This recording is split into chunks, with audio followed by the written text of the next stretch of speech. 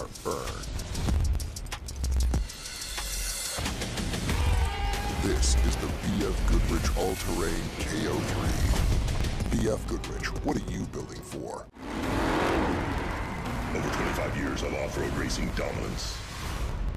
Proprietary patented race technology. Proudly made in the USA. Unparalleled customer service and support.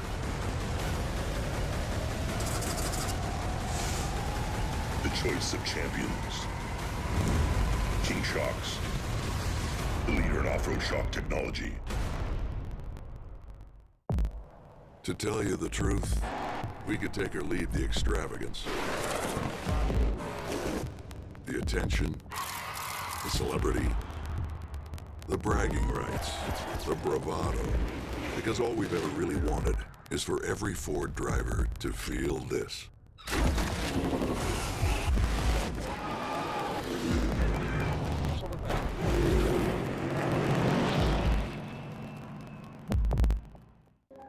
From an early age, we race. It's part of who we are. It's in our DNA. For some, the need to keep pushing fuels our lives. At VP Racing, we pour everything we have into creating the industry's best products for those who put it all on the line. Whether it's the track or the trail or wherever you race, they say you can't win them all, but you can sure as hell try. VP Racing, win every race. I've tested everything. But this was a sound. You can change direction like that. Speeds, none of this right. I don't know a soul who has clearance on H2. But then again, I just drive the damn thing.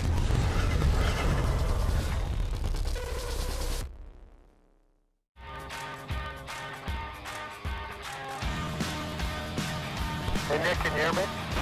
Oh yeah. I might have to pay the rear sprocket.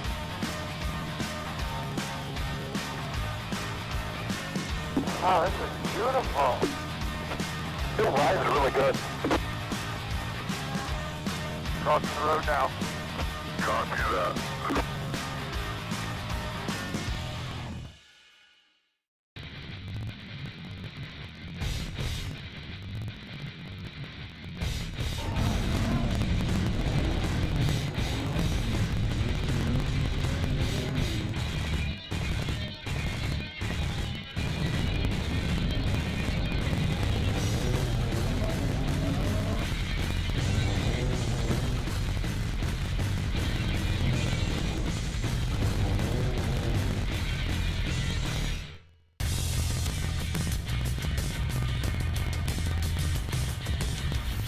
The finishing touches of any off-road vehicle are the things you add to make it your own.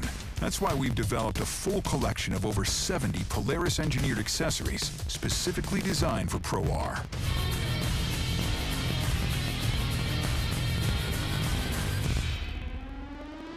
Polaris. Think outside.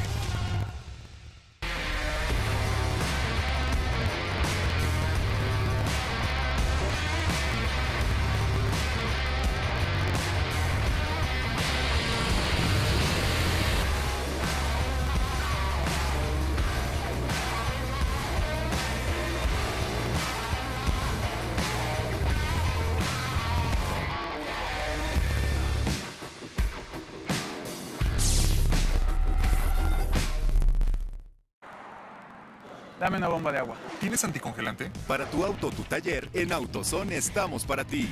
Con más de 100,000 números de parte disponibles y una gran variedad de productos. Con AutoZone.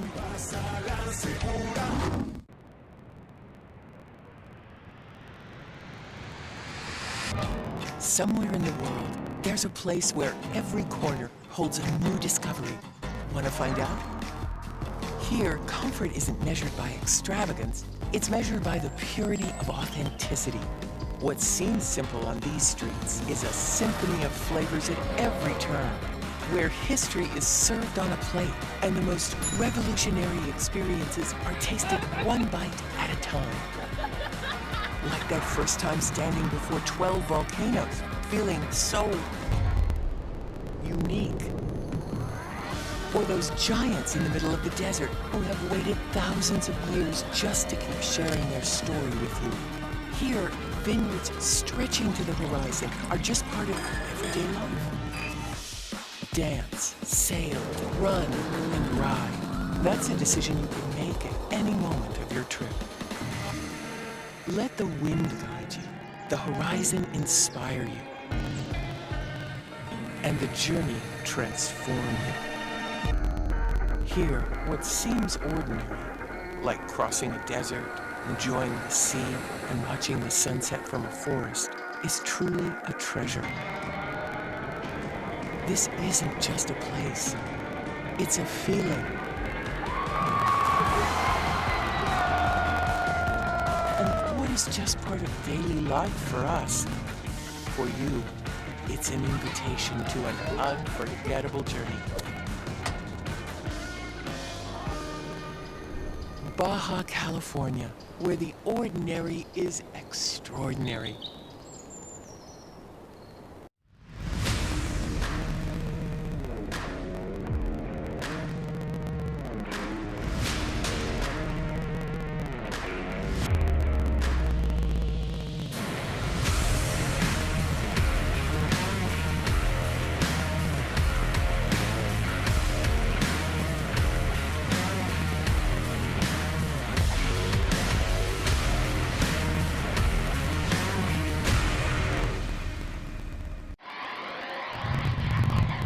We've chased checkered flags through dust, rocks, mud, and worse.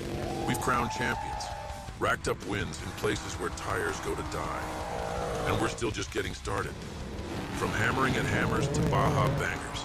If it's brutal, beautiful, or just plain ridiculous, we're there. So whether you're bombing through the desert or just dodging potholes in rush hour, tread victoriously with Max's tires. Built for whatever you're chasing.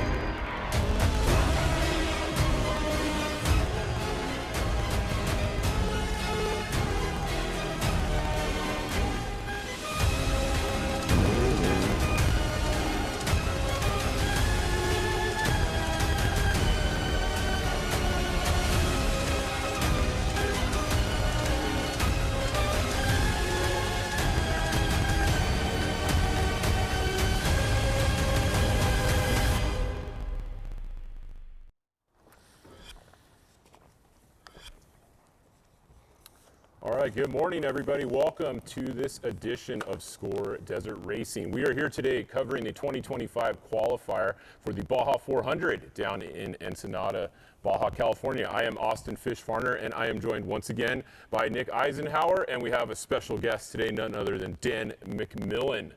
Good to be here. Why are you here, Dan? You should be in Baja. I'll be in Baja tomorrow. I not racing this race for family, personal reasons, but excited for the Baja 1000 in November. Andy and I will be racing that together, so very excited for that one. But I'm here with you guys. That's all that matters right now.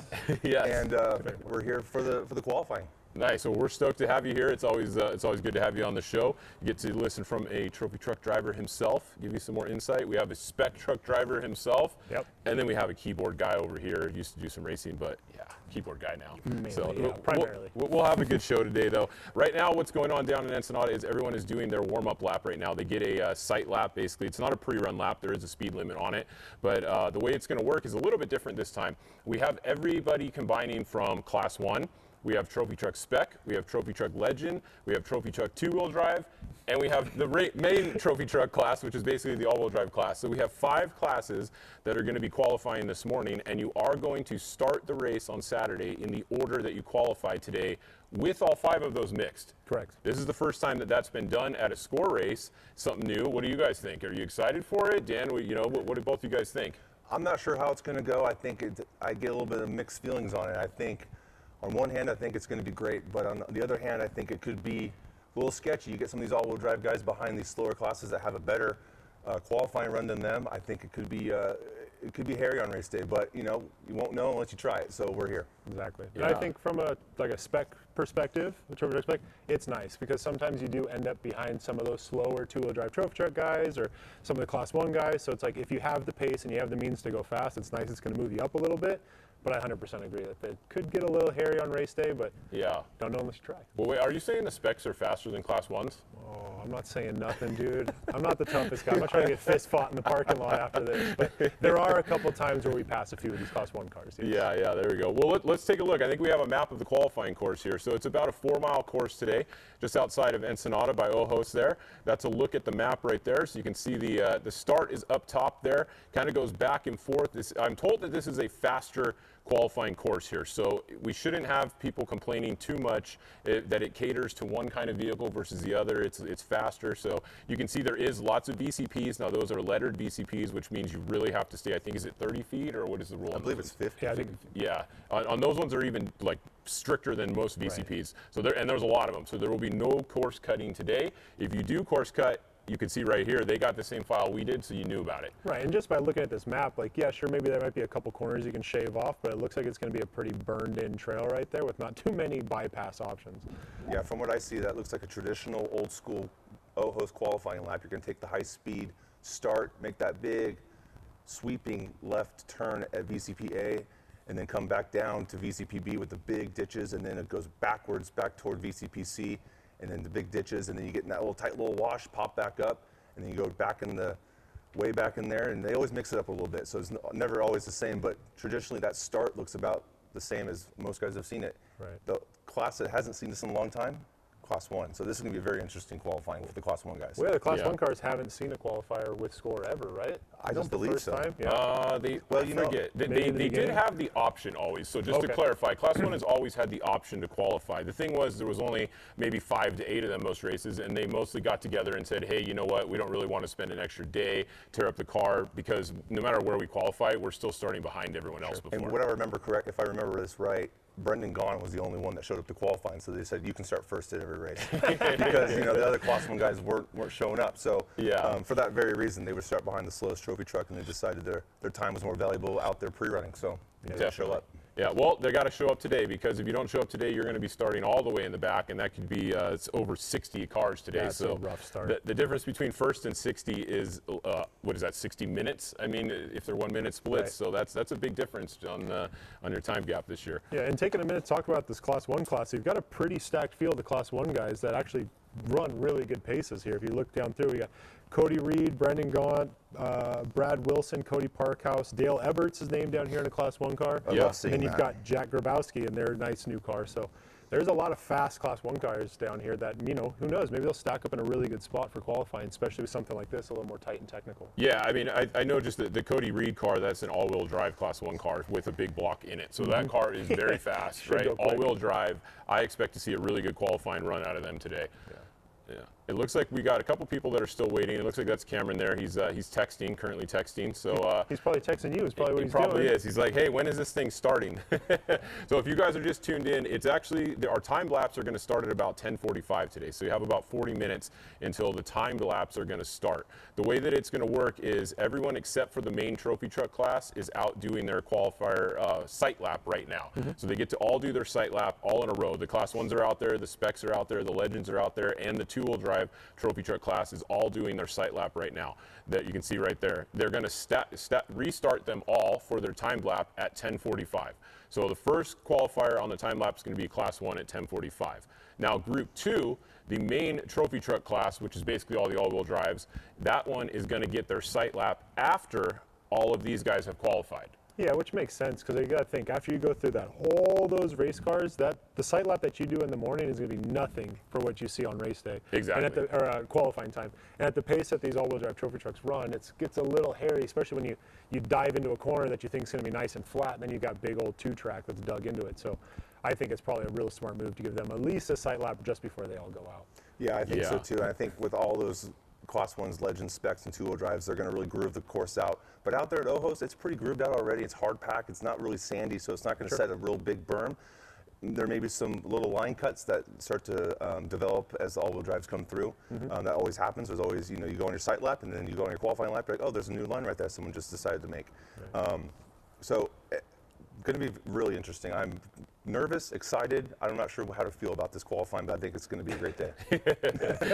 I think my daughter's coined a phrase, nervous-sided. That's what nervous-sided, I like that. She's nervous-sided, so I think that's a pretty good setup here for this one. Yeah, I'm excited to see it. It's something new. It's always good to try something new. They're trying this. If it doesn't work and it completely fails and, people are starting in the back, that shouldn't be all this stuff, they can change it again. This is not a permanent change here. They're trying something new. I like that Score's trying to listen to, what racers want. It's impossible no matter what. You're not going to make everybody happy, right? Some people are going to like this. Some people aren't. You kind of just got to go with what makes sense for the majority of people, and hopefully it adds some better racing. I know the Class 1 guys are probably stoked because I think this helps them and the Specs the most, right? I'll just straight up, the Trophy Truck guys don't like this mostly, right? There's no reason for them to like this because now they might have a Spec truck or a Class 1 starting in front of them. So that's not any advantage for them. It is an advantage for that Spec truck or Class 1 that could start first overall now. Right. And we could have a Class 1 car be the first car off the line.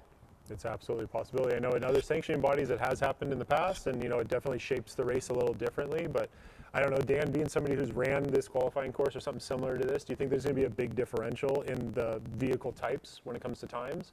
Or do you think everybody's going to be kind of within the same-ish block of time, or what do you think? I think you're going to see exactly how it's always been. You're going to see the top 5 to 7 all-wheel drive trophy trucks be in the top 7, and then you're going to get a sprinkle of some Spec truck guys that really hung it out, and they hang it out, and then a couple two-wheel drive guys that really hang it out too.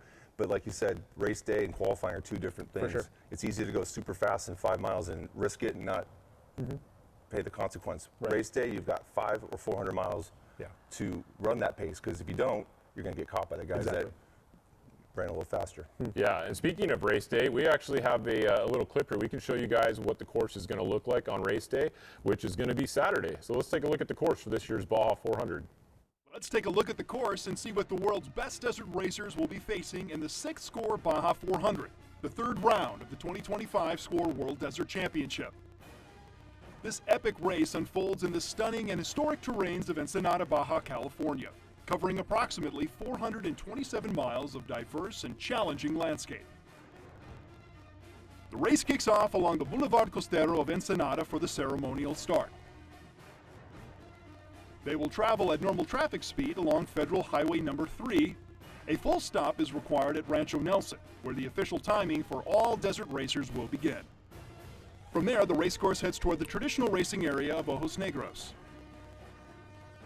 Following a clockwise direction, the course continues toward kilometer 77, then briefly rejoining Federal Highway number 3 at kilometer 79. There, it exits toward a section of the Pine Forest and Sierra de Juarez, an area not featured in a Score International race since 2022. The racecourse leads racers through the Santa Catarina and Jamao Ejidos, where we find BF Goodrich Pit 1. Next, racers descend via the famous Goat Trail and rejoin Highway number 3 near Valle de la Trinidad for several miles. They will then exit for a thrilling stretch towards Mike's Sky Ranch. From there, racers will descend Simpsons Trail, head toward Leandro Valle,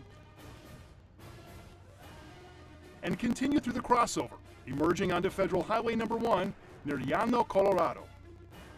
The racecourse then continues to Rancho Santa Martha in San Vicente and reach BF Goodrich Pit 2, before all competitors head towards Sarasolo. From Sarasolo, the racecourse descends to Punta Colinet,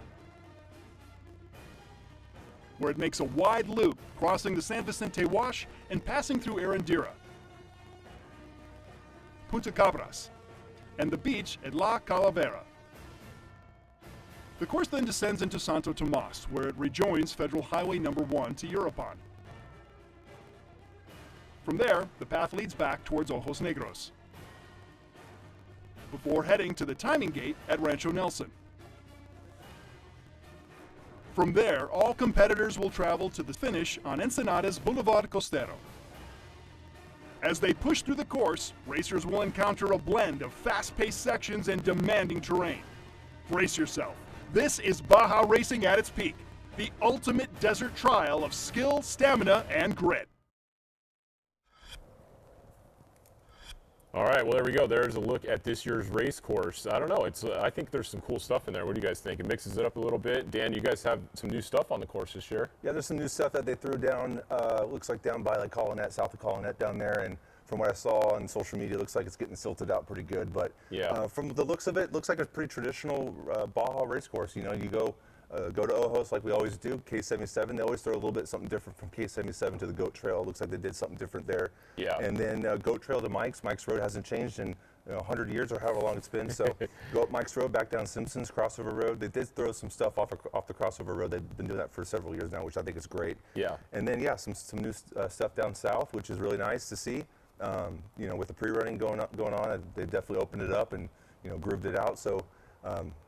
Interesting part of the course that they've ripped up now, and then back up the coast, back to San Tomas and Ojos and in. Yeah, and speaking of the crossover road, I know that we actually got texted a picture a couple minutes ago. There's currently a semi-truck stuck on the crossover road. So if you guys are going to pre-run the crossover road today, you might not want to take a big truck across it right now. I was told that UTVs were able to get around it a little bit before where it's stuck, but there's a live update for you guys. There's a semi-truck currently stuck blocking the crossover road. Is that a normal semi-truck route? I've seen semi-trucks on there get stuck before, That's so crazy. I assume that sometimes they take it. Sure. But very high risk, low reward there. Right. That's wild. Absolutely wild. So you never know what's going to happen in Baja. That is one of the cool parts of Baja racing is you never know what's going to happen. We are lucky to be down there. We are sharing the same roads as everyone that lives in Baja. It's the same roads that get traveled on by semis and school buses and everything else. So always be careful when you guys are pre-running. You never know what's going to happen when you come around the corner. Absolutely. So speaking of new stuff, Score has actually partnered up with the Racer Network. And this broadcast of this qualifier and the race is actually going to be shown on Racer Network. So if you can watch that on DirecTV, Hulu, different places where that is, you can watch it. I know, did you guys watch Crandon on there? I think Crandon was broadcast on there. Crandon was just broadcasted on there. And I, in my opinion, I think that's a great thing. It's just putting our sport that we love in front of a whole new set of eyes. Yeah. It's just, pushing it to different demographics. Maybe some people that are more prone to watching like circle track racing or other like disciplines of motorsports, they're now going to be like, oh, what is this Baja 1000 thing? Maybe they've never heard of it. Maybe they live under a rock. Who knows? And they're going to see what actual like desert racing actually is. And if anything, it's just going to help grow the sport as a whole, in my opinion. Yeah, I definitely agree with the technology we've got with the Starlinks and Starstreams and all this. Everyone's got a phone now. It only brings more eyes, and I think them jumping on board is really, really cool for the sport. And hopefully, get some new eyes. Scrolling on, your channel guide. You're going down the channels and you see Baja 1000. You might be like, TV remote. Jamming through the TV remote. Exactly. Next thing you know, you see some desert racing. So very, very cool that they're stepping up and being a part of this. Yeah, I think we have a little promo clip to tell you guys a little bit more about it. Let's go, boys.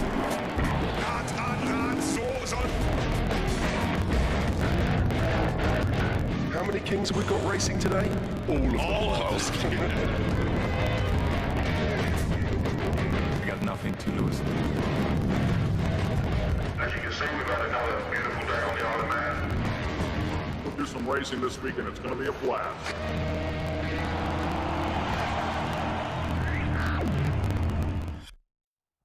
Well, heck, I mean, if anything, maybe it'll open our eyes to new disciplines of motorsports, all the like motorbike racing and all that fun stuff there. Like, heck, I don't know, maybe I'm gonna log into the Racer Network, check out some stuff. No, it'll be cool to see. And, like you said, some people that might not normally know it are just scrolling through their TV channels and they tune in, and next thing you know, they're down here racing with us. So that's right. You never know what it's going to lead to. Speaking of racing with us, let's we have about half an hour here, just to let you guys know. So we got about half an hour We're burning until time the actual qualifying times start. You're not missing anything.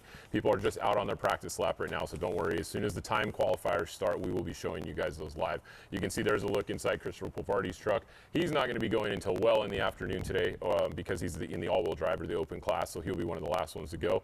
You can see there's a Spec truck. Look inside the 209. They're getting ready to do their qualifier lap, practice lap, it looks like.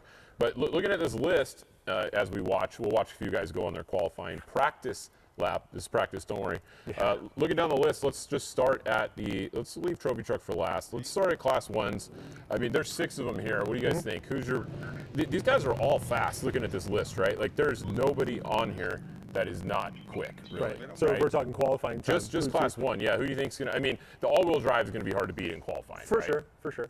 I mean, but Jack Grabowski's no slouch. Jack is darn fast, I'll tell you what. So all these guys are. Yeah, I mean, Everts has a history, Parkhouse, like it's like every single name on this Class 1 list. Like if I was racing a Class 1 car and I was in this list, I'd be really nervous. Yeah. Because everybody here has a pretty solid pedigree of amazing finishes in Class 1 and other, forms of motorsports too. So yeah, I mean, it's going to be really hard to pick a top qualifier in there. I think it's going to come down to whoever has the cleanest run, who can like put something together on a tight, twisty course like this. Yeah, definitely. And looking at like let's see, the next class will be the Trophy Truck Legends, I guess. The same there, Gustavo Vidosla Sr. and Ricky Johnson, they're on quite a win streak right now. I think they've won, I forget, 14 or 15 in a row or something. Yeah, that's pretty impressive.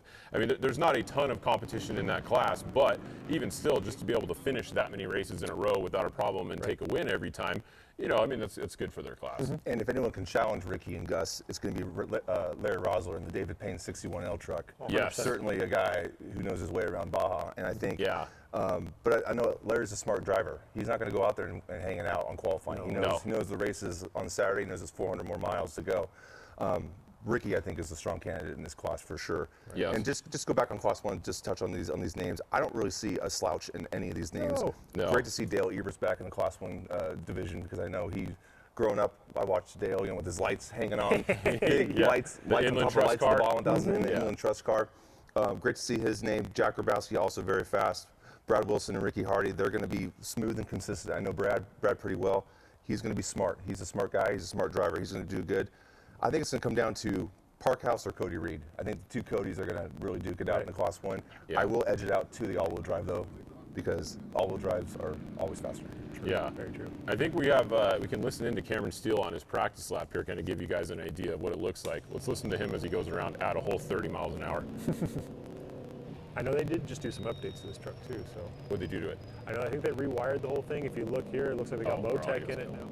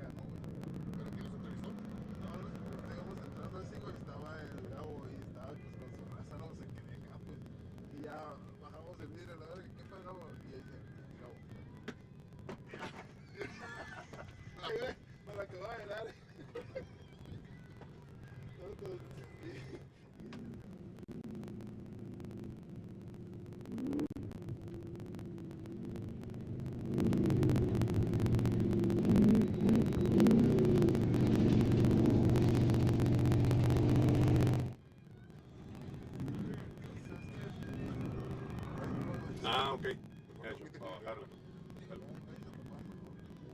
Que le bajen a la verga, que se escuche todo. Arre.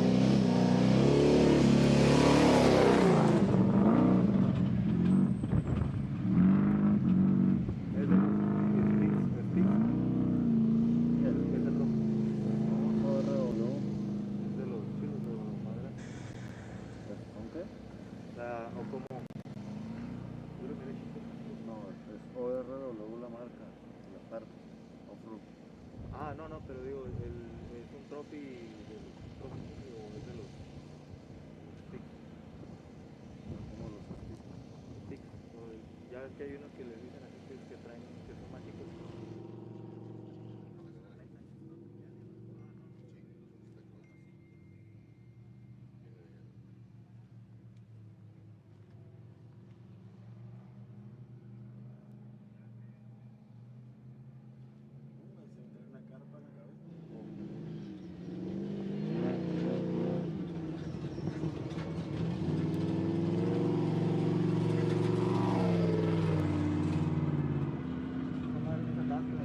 No, estos son trophy normales, y los otros son AW.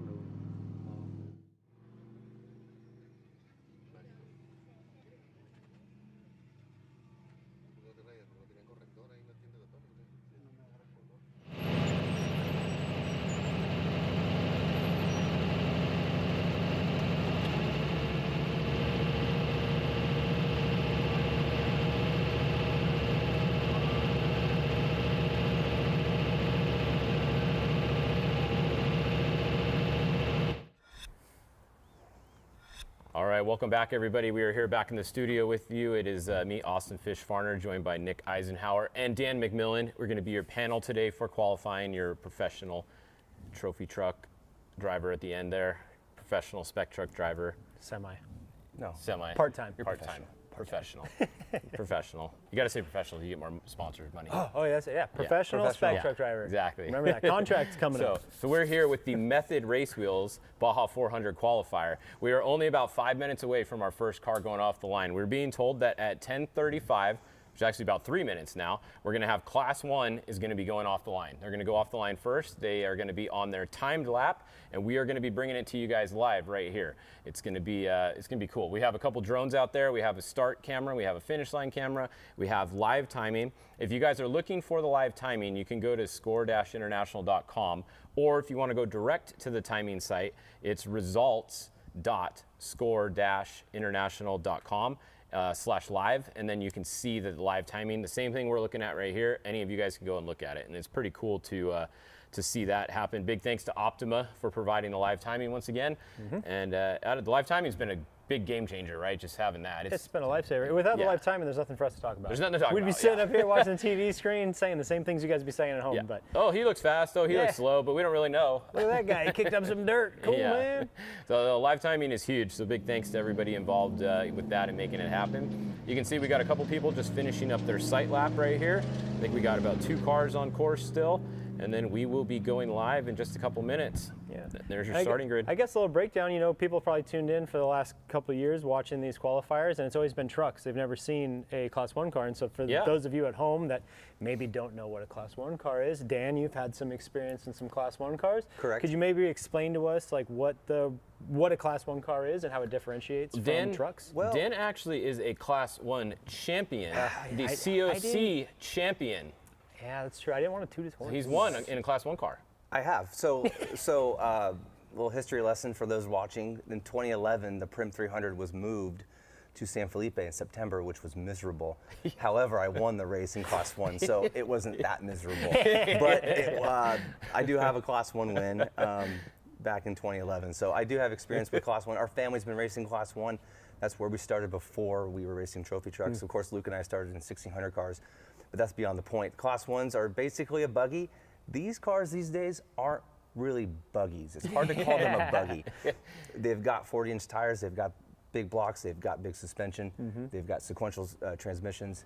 Hard to call them a buggy. Right. But the main difference is live rear axle, rear end. Sometimes where the engine's at depends, but you know these Class 1s are now mid-engine. Right. They're so different now. It's hard to call them a buggy when you look at them without the body on it. You're like, this looks like a truck, but they are a buggy at heart with axles in the back and no independent rear suspension. Independent rear suspension. Sorry about that. Yeah. So no live rear end like a truck. But yeah, no body, no nothing, and that's the thing too. No fenders. I remember seeing the change when, like, you know, you'd go and you'd look at the front of a Class 1 car, and you'd see smaller brakes, and you'd see smaller rod ends and smaller hardware and like a 2.0 steering rack, and it's like, oh, this is a manageable vehicle. Well, now it's all the same parts as a trophy truck. You know, they're basically putting trophy truck front clips on them, and then the rear suspension is kind of developed over some time. You know, you've got the Jimco style, like, I don't know what you call it, like a Polaris Razor-ish long trailing arm and whatnot, and it's just kind of cool to see that class get some, you know, attention over the last couple of years and almost progress a little bit more and maybe boost that class up a little bit, because I mean, for a very long time, Class 1 was the premier class. That was the car that would win in the desert until the trophy truck came along. Yeah, there wasn't a trophy truck class. It was open class was a Class 1. Like Right. the trucks used to race in the same class as them originally back in the day. Yeah, back in the day, the Class 1s would compete for the overalls. And, you know, there was only 8 to 10 trophy trucks. Right. Yeah. And then the Class 1s, and you know, for those watching that remember, the Truckee was a quote Class 1, and he dominated a lot. Right. Yeah. We've won a lot of races back in the day. The Wilsons have won a lot of races back in Class 1 days, and they'd always compete for the overall. Doug Fortin has won a couple Baja 1000s with a Scat V4 and a Class 1, and that car is very, very small, very agile. But back in the day, yeah, Class 1s were mixed up with the trophy trucks by mile 100. Right. And these days, Not It was so just a much. different time. Yeah. Well, you got to think too, like you go back enough in time, and it's like, didn't Serapis get a 1000 win in a Class 10 car? That's correct, something like that? 1988. Right, that's impressive, and it's just kind of crazy to see the progression of these trucks and the progression of just off-road vehicles as a whole. Yeah. And you see, like, I don't know, we can talk about how fast they go or how big the parts are or how cool they look, but what it all comes down to is just the reliability of these vehicles and the amount of time and effort that these companies and these prep teams and these prep shops and these people that manufacture these parts have built these bulletproof units that are just withstanding anything that these deserts can throw at them. And I think that's kind of what's taken off-road racing from, hey, we're just gonna go and survive, we wanna try and get through this, that's all, you know, champagne at the finish line because we got our car to the end of it, even if it took us 30 hours, to where now it's like, everybody's car realistically could make it to the finish line. Absolutely. It's like, when was the last, you don't see people changing transmissions anymore mid-race and still getting a top 10. It's like, if you stop for a flat tire, you're out of contention for the You're overall. done, You're yeah. done. Yeah. It's so impressive. It's become very, very tight, especially with, like we mentioned earlier, with the technology, and you can get pretty much live splits whenever you want from your team. That's just crazy. And we're looking at Cody Reed here in the 168. We were being told 10:40 is now our new start time. So like always, everything in Baja is a little bit changing. So 3 minutes, and we will see Cody Reed be off. I wonder if is he starting in second gear, or is that just? Yeah, possibly. And it'll be fun to watch if we have the in-car here. You know, a lot of you guys at home have tuned in the past, and we've watched a lot of the trucks. And you know, a lot of that stuff's paddle shifting, and a lot of that's, you know, your standard like Turbo 400, like winter style stick shift. Or it's automatic with a stick, but you look at all these buggies, they all do run sequential gearboxes, so you'll see them pushing the stick up or straight back, and kind of makes it, I mean, I've never personally driven a sequential box, I'm sure Dan you have. It's probably super fun to just slam it down into gears, ripping corners, pulling out and all that, so it should be pretty exciting here in car to watch. And they are a little bit more violent, I would think, in the Class 1 cars than the trucks. Like a little less planning. So. Yeah, absolutely. You don't have that weight to hold you down. Right, Where the trucks have that weight. It's been a long time since I've driven a Class 1 car, driven a buggy for that matter. But yeah, these cars, like I said earlier, these are hard to call them buggies these days. So there's no Cheneth dune buggy going out here making I think down the track. the biggest problem with them still is getting them to the finish. Like a lot of them still break. They are not as tough as a truck. Just straight up, like a spec truck, you can go out there and pound it all day, and the thing just keeps going, right? Like it's a these transaxle thing. These are still brittle. Like you look at the results, a lot of them break every race. Still, Right. But remember, Class 1s haven't been mixed with the trophy truck, so the pace that they're going to experience if they qualify well is going to be eye-opening for them, because they've never really been in that front pack. And if Cody Reed has a great lap, gets in the top 10 overall, he's going to be mixed with the top 10 overall guys. So that pace is going to be faster, so he's got to be on his game. They might break more. Right, Could break more. If anything, you know, end of the day, a couple of years from now, we might be talking again about Class 1 cars beating the field. You never know. This might just push the progression and the innovation of the sport, and you know, hopefully just make faster, more reliable race cars for all of us to enjoy. Well, that's called a UTV. Easy guy. Just saying. UTVs have been beating the Class 1 cars at almost every race for a while now. So if you're driving a Class 1, what's the difference? Has been beating. Yes. I don't care. It's still UTV, right? It's a very fast golf cart now. Right.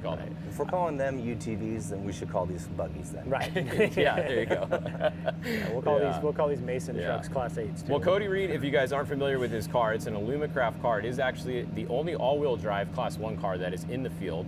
So it's an all-wheel drive. It has a big block in it, so it has plenty of power. It has all 4 wheels grabbing. So I expect him to, if he has a clean run, to be very fast. Yeah, I would think so too. Yeah, and here we go. You can see he's getting ready to go. About any second here, he should be off the line. Looks like he is going to start in second gear. He is.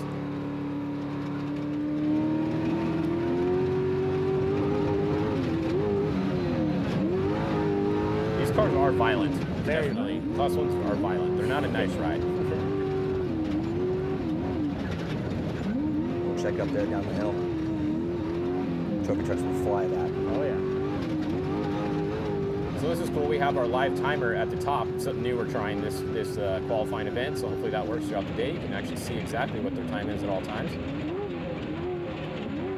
Okay, if you look here at this rear view, the tire is actually sitting right there, right above the engine area. So that's something very different than the trucks. The trucks, you know, you'll either have an engine traditionally in the front of the vehicle, or now with the, you know, the all-wheel drive trucks, they'll be in the middle of the car.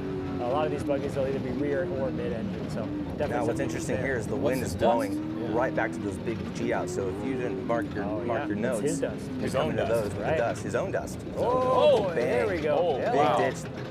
Uh-oh, we got a car shut down here. It looks like a stall on the McNeil dip, I'm going to call it. Was that the same dip as That was McNeil? the same dip as McNeil, I believe. And we're back in action. Yeah, it looks like he got on the brakes there and stalled it. Which is rather, I mean, I don't know if this is I would doubt, this has got to be a converter car. I doubt there's a clutch still involved with this vehicle, so he must have just really, really checked that thing up and put a halt on that converter. Yeah. Looks like it came to a stop, he turned it off and turned it back on, get it back in gear. You see that front end just really dipping through all that stuff, and the truck will really hold and stay proud in that front, in this type of stuff. That's one of the biggest things. The Class 1 has so much movement of the vehicle, right? And that thing is just moving all over. And you can see that time. front right tire. It's actually both tires coming up through in our eyesight. So that thing looks a little soft to me. Like you said, the Class 1s haven't qualified, so this is all new to them. Yeah. Oh, big ditch there. That was a hard hit. Well, that's a buggy thing right there. Did his GPS just shut off? No, but I'm looking in the middle there. Hard. I think the looks GPS like he's got just some shut sort off. of alarm on. Yeah, I wonder if that's look at that red shut alarm. down. Perhaps. We got the second Class 1 car here off the line, the 162. Yeah, it looks like his GPS is gone, so they're driving blind here, just based on what they remember from the site lab. And it looks like maybe the car did shut off and his GPS didn't turn back on. Yeah. Potentially, yeah. And that is a rough one. You know, all of us desert racers, you get very reliant there on that GPS, and when something goes weird, it's almost like you forgot how to drive a car sometimes. It's almost like we need to do a little bit of practicing out there with no GPSs and kind of go back to remembering how to drive these things. Yeah. Oh, he's got to go right here. Yep, wow, look out for that tree. Wow, yeah. That guy's sitting See, that's without the spot. GPS. He didn't have the GPS to tell him to go right over that thing, right? Almost had a George of the Jungle situation there. Yeah. Surprised he can't get that thing fired back up. I know you do have to hold. Oh, there he goes. He's trying to hold the power button down. Yep. Doesn't look like it's coming back on though. I don't see the little Lowrance logo popping up. And I'm trying to read what that alarm says. I can't really tell what that says. Yeah, something there. He's got the lights lit up above the 2 and red below the 2. So would that be voltage? Would that be low voltage? Traditionally through the mud, like we set ours up blue is low voltage. It could have been low oil pressure from when he stalled it too, and then they just haven't cleared it. That's probably right. But when you're qualifying, you don't have time to think about that. You got to go. Yeah. This is huge. Like we've been talking about, this is the difference between being first and 60th. Right. You know, that's a huge difference from what it's been in the past. Right. Not as much for the Class 1s because they've only had the Spec trucks starting behind them, right? Correct. So everyone else has already been in front of them. Yeah, but if anything, now they have the potential to just move themselves up forward, which is a huge gain in the overall grand scheme of things. Yeah, and if they do have a bad run now, they're stuck behind Spec trucks that are some of the slower drivers for Spec trucks that they would have never been behind before. So you do have to have a good run going. This is, it's hard to tell because this is our first run, but it looks a little rough so far. And there's our third Class 1 off the line. So that's 138 of Brad Wilson and Ricky Hardy. So we're doing a car every 2 minutes. It looks like every 2 minutes we start a new car. Dust doesn't seem to be much of an issue except for your own dust right off the start there. So far it looks like. Correct. There is a bit of wind too, so that should help. If we can get some eventually we'll get some outside shots of these runs here, and if you look at this car here, this is an Alumacraft chassis. It's kind of a traditional shape and design with a traditional style trailing arm. And then the 162, the Brendan Gaunt entry, I think it's an old RPS car, so it's the same thing, a traditional style Class 1 car. And then the next two cars we're going to see, the 138 and the 127, the Brad Wilson entry and the Cody Parkhouse entry. Those are the Jimco chassis that have more of, I guess you'd see more in like a UTV or a side-by-side with like a long trailing arm and radius rods. Probably just to kind of gain more wheel travel, less camber change, all that. So yeah, the two different style chassis, and it is kind of a fun thing about Class 1 is the uniqueness of the vehicles. We have our first qualifier finished. Cody Reed has finished with a 438. So 438 for Cody Reed. We have nothing to compare that to so far, so I don't know if that's slow or fast. Well, we have a first sector time here for the 162 car of a 241, which is, was that 8 seconds quicker than the Cody Reed. So if he can keep that thing together on his time run, you should see him in a better spot than that. Yeah, and then this is a look at Brad Wilson, one of your good friends, right, Dan? One of my really good friends. In my wedding, best friend for about 15 years now. Yeah, the Wilsons and you guys have been hanging out for a while. Did you guys actually race against each other in Class 1 ever, or no? No, we did not. We were out of Class 1 in 2011. Okay. So it's been a long time. Okay. So yeah, this course, it's kind of fast, but it does have some tight and technical in it as well. It looks like the fast stuff is pretty much right off the start, and then after that, it definitely slows down a bit, it looks like. Correct, yeah. So we'll see what some of these other times are once we get a few more. You can see Brendan Gaughan there is at a 4:17 so far, so he just has to beat a 4:38 to beat Cody Reed, which Cody, we did saw, he stalled the car at the one spot, so that obviously cost him a few seconds right there. Yeah, and then being down on the GPS and all that, it's a recipe for not the best qualifying lap. We got a time here. There we go. What do we got? Brendan Gaughan? Whoa, 4:38. So we must have seen 4:28. Oh, 4:28. Yeah, 10 seconds. Oh, gotcha. So Brendan Gaughan 4:28, Cody Reed 4:38. So exactly 10 seconds between them. Those are our two finishers so far. 4:28.801 for Brendan Gaughan. Yeah. We have a sector 1 time here for Brad Wilson of a 2:46, which puts him right in the middle between the 162 and the 168. So we'll see how he navigates the second half of this qualifier. We got Cody Parkhouse out here on the track. Parkhouse has been around for a long time as well. Right. What's funny is Class 1. I met Cody Parkhouse actually through drifting. Through drifting? Yeah, a long time ago. Really? He did Formula Drift for a bit with my brother-in-law, Tommy. Okay. He actually, I want to say it's like his uncle or something like that, had some cars, and they were both competing. And I remember he had like it was either him or his uncle had a Subaru or something like that was rear-wheel drive converted. But yeah, I'd met him and spent some time with him a little bit way back in the day in my previous life. But it's always cool to see that car do well. I know he had a rough run of it there for a couple of years with some crashes and all that, and seems to be pretty consistently finishing well at these races these days. Yeah, it's always a good battle. I remember like the Parkhouse and Wilsons, those battles always go back and forth between the two of them at a lot of the races, I know. Oh yeah. So this will be another good one here. It'll be interesting to see if one of these guys has a good run, how high they can really start in the overall. Like, I don't know if one of these guys will be in top 10. I don't know about top 10, but top 15 maybe. Right. I don't know. That Wilson car looks, or the Parkhouse car here looks to be going pretty good through this tight technical stuff. I'm excited to see his first sector time. Yeah. We should be getting a time here for Wilson any minute. I think that was Dale Eberts that just went off on the right side of your screen. Looked like Dale Eberts out there. Yeah, Brad Wilson should be to the finish any second right here. He's doesn't look like he's going to beat Brendan Gaughan if that time is going to.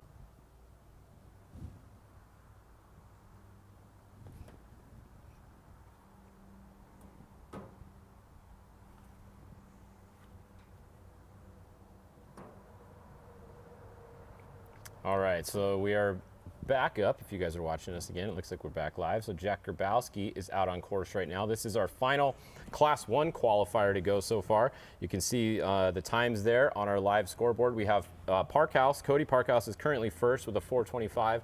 Dale Eberts second, only 1 second back. Brendan Gaughan third, Brad Wilson fourth, and Cody Reed fifth. This is our 6th qualifier right there. Jack Grabowski. We will see where he stacks up. What do you guys think? Can he take the top spot? It's going to be hard with his first sector time, but we'll see. A little bit off on the halfway point. See if he picks it up on the second half.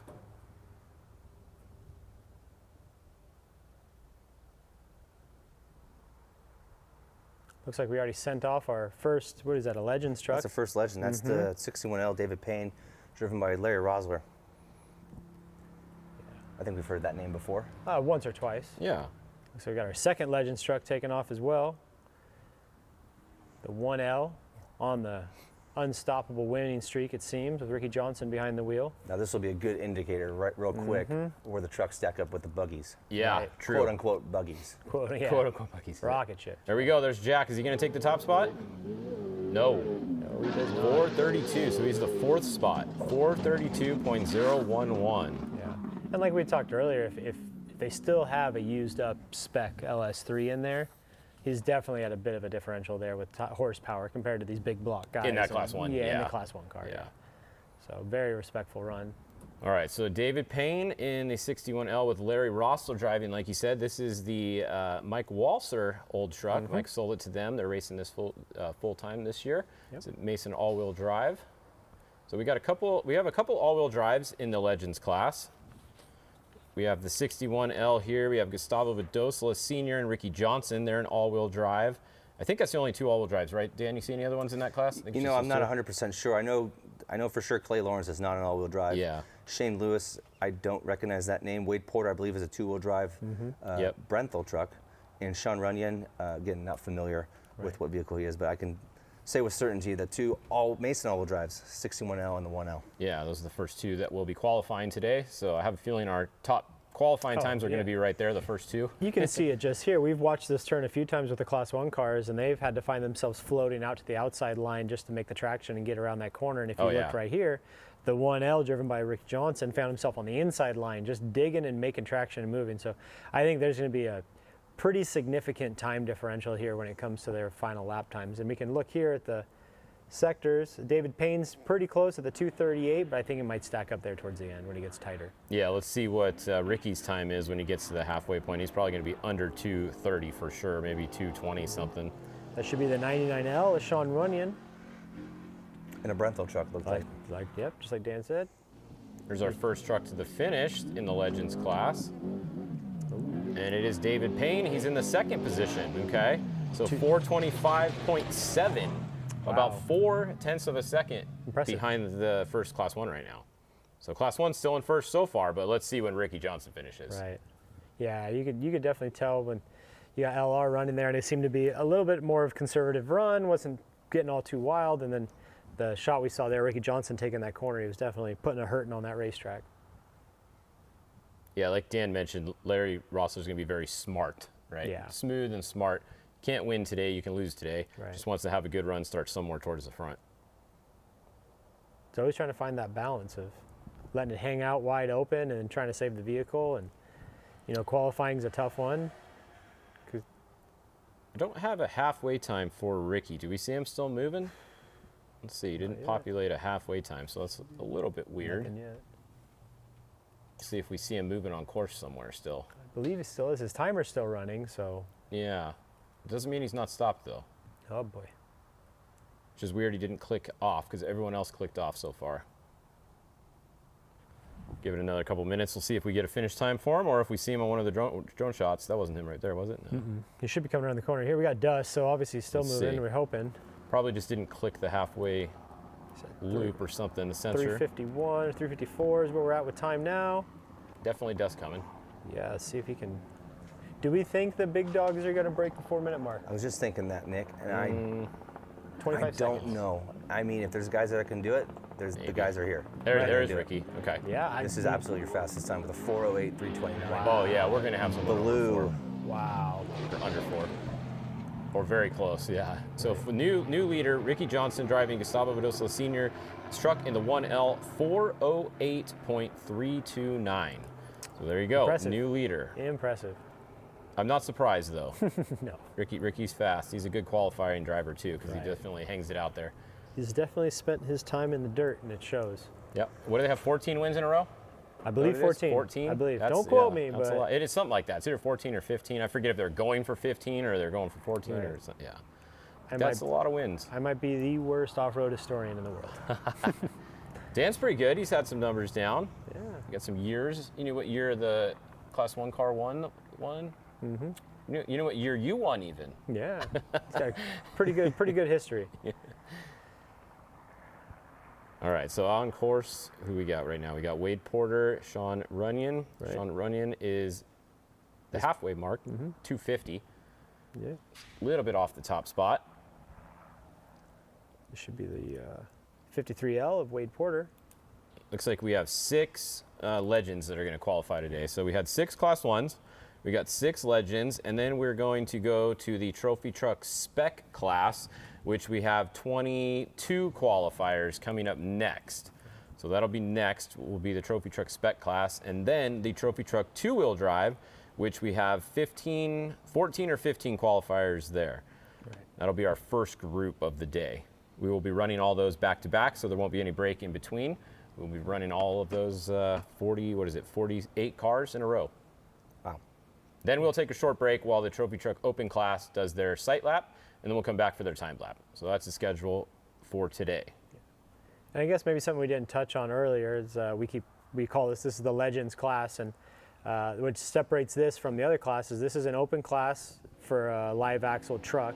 2-wheel drive, 4-wheel drive, doesn't matter, but you do have to be over the age of 50.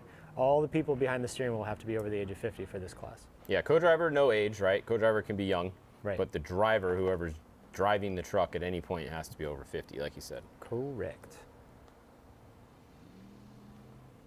All right, so we should have a time any second here. You can see he's coming in right now. This is going to be, is this Wade Porter? This should be Wade Porter. Well, that's Sean Runyon, actually. 443? Yeah, 443 for Sean Runyon. 443.611. And we talked about the David Payne time of 425, so that puts him in the number 3 spot. And then, yeah, Sean Runyon rounding it out. We got a halfway time here for Wade Porter with a 247.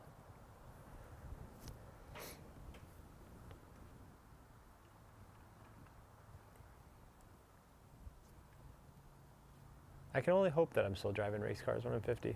That'd be pretty cool. You're not 50 already? I look Dang. I look 50. Dang. No, not yet. Feel 50. Might have the back of a 50-year-old, but Yeah. All right, so who are we looking at here? Is this Shane Lewis? yeah, this should be the 74L of Shane Lewis. All right, so Shane Lewis, that's another Brenthal truck, is it? No, that's something truck is that one? different. Unless that's a new. You know what? I'm not sure. If anybody at home knows what we're looking it's at. a Brenthal. No, it's got the stacked spares in the back. Is it? Or So does I'm he have not no spares sure in it? what that is. I know Brenthal was designing and developing a new chassis, so this might be its first run. Let's see if we get a shot of it. Yeah. See the And spare there's basket? no spare tires either. I wonder if Right. they've tested that truck without spares, because a lot of guys Right. will go testing with spare tires like they're going racing, they come to qualifying, they throw them off. Well, you just offloaded 300 to 400 pounds of weight in the back. Yeah. I want to say that is maybe that is the new Brenthal. That might be the new generation, Gen 4. It looks like a I Brenthal believe. with the big scoops on the side and Yeah. the hood, but yeah, the spare tires are stacked as untraditional of a Brenthal. I'm gonna do a little Instagram hunting here, since nobody can see our faces, anyways. All right, so Wade Porter will be next into the finish. Here he comes. We'll see what kind of time he's got. It is. All right, Wade Porter, 439, so currently 9th position. Oh, perfect. Yep. I'm catching here on the phone right here. That is the new Brenthal chassis. What you got for us? New chassis? Yeah. All right. So it should be the 4th generation of the trucks. It's cool to see those guys always progressing, and looks like a good truck. We'll see how it stacks up this weekend. So out on course, we have Shane Lewis, and then we should have Clay Lawrence right here. That looks like Lawrence equipment one there. Those will be our final 2 Trophy Truck Legends to go out and qualify. Then we will get straight into the Trophy Truck Spec class coming up next. Now the Spec class is going to be interesting because it's time for these guys to put up or shut up, right? These guys have been complaining for years about starting behind everybody and starting behind Class 1 and all that. So now Jose G said, all right, let's see what you can do. So we're going to see how high up these Trophy Truck Spec guys can start today. Then on race day, they don't have any excuse anymore about being stuck behind somebody slow or anything else like that, because they got to qualify, and they start where they qualify. So let's see how high up one of them can finish in the overall. And I see 10 names on this list in the specs that could go high.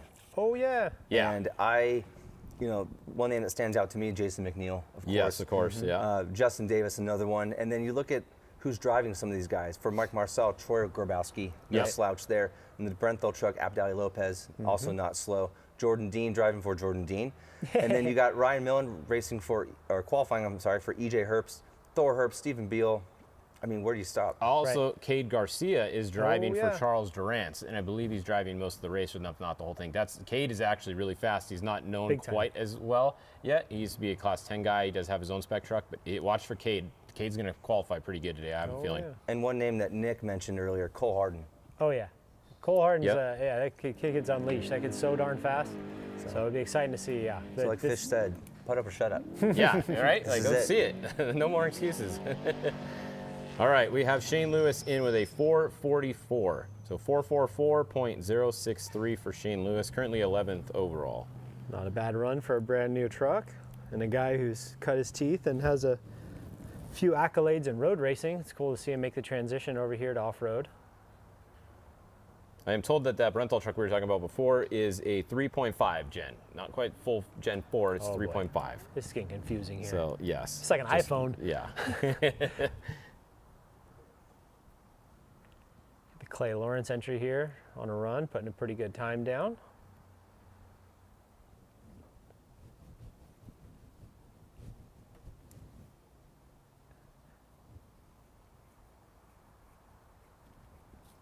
All right, so we're going to have Lawrence, and then we're going to go straight to the TrophyTruck spec, which is Stephen Beal is going to be the first one off on the 241, according to my list. Do we think Geyser's driving for Beal? I know it's not on our list, but traditionally he does. Traditionally he does, but he had his own car the last time. Is he on here again? No, he's not, huh? So he's out here on course now running.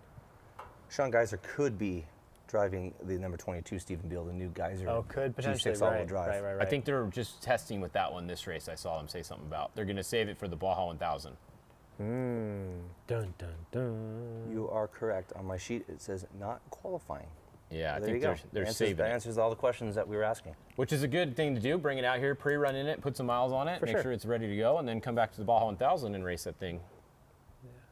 You can't duplicate race miles, though. I think not racing this race is a bit of a mistake going into the 1000 because you can't duplicate race miles. You can put 500 miles in Placer City. Yep. And things are great, but 500 miles of racing or 400 miles of racing, completely different. Right. Totally true. Totally true. Just ask Robbie Gordon. Got two trucks out here on the track. Got the 241 Stephen Beal entry, and then we just saw the 200 of Thor Herbst take off. Current points leader, based on his number, or last year's champion. Yeah. Jonathan Brenthal says their 4.0 trucks will be out in about a month. So there we go. Further clarification for us. Thank you. It's a 3.5 with different spares. 4.0 will be out in about a month. Awesome. And that's Clay Lawrence across the line there. Our first 5-minute plus qualifier, but long race on Saturday. Right. So 5:04.064 for Clay Lawrence. All right, so that's it for the Legends class. Now we're straight into the TrophyTruck specs. Like we said, Stephen Beal first on course. Thor Herbst, you can see right here, he is second on course. Looks like Thor is driving because we don't have a different driver listed for him. So it is going to be Thor behind the wheel. And we don't have a different driver for Stephen Beal, like we said, but we do know Sean Geyser drives for him sometimes, so they may have made that switch at the end. I'm sure someone will actually text us and tell us, is that Stephen or is it Sean behind the wheel? This turn's a little tricky right here. It tightens up right at the end right there. Right. It's almost like two turns in one, huh? Really is, because it looks sweeping and then it tightens up toward the end and you hit that big ditch. Yeah, It got Josh Daniel years ago when he was racing with Cameron. Rolled it on his wheels and kept going. Oh, perfect. Yeah, a couple of rules of crashing. If you're going to crash, usually you want to do it around the photographers. And then if you're going to crash, you usually want to land on the wheels because if you can drive away, then you look really cool. Right.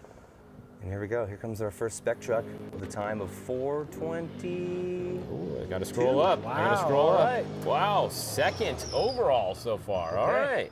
Okay. Here we go. So, yeah, Stephen Beal, 241.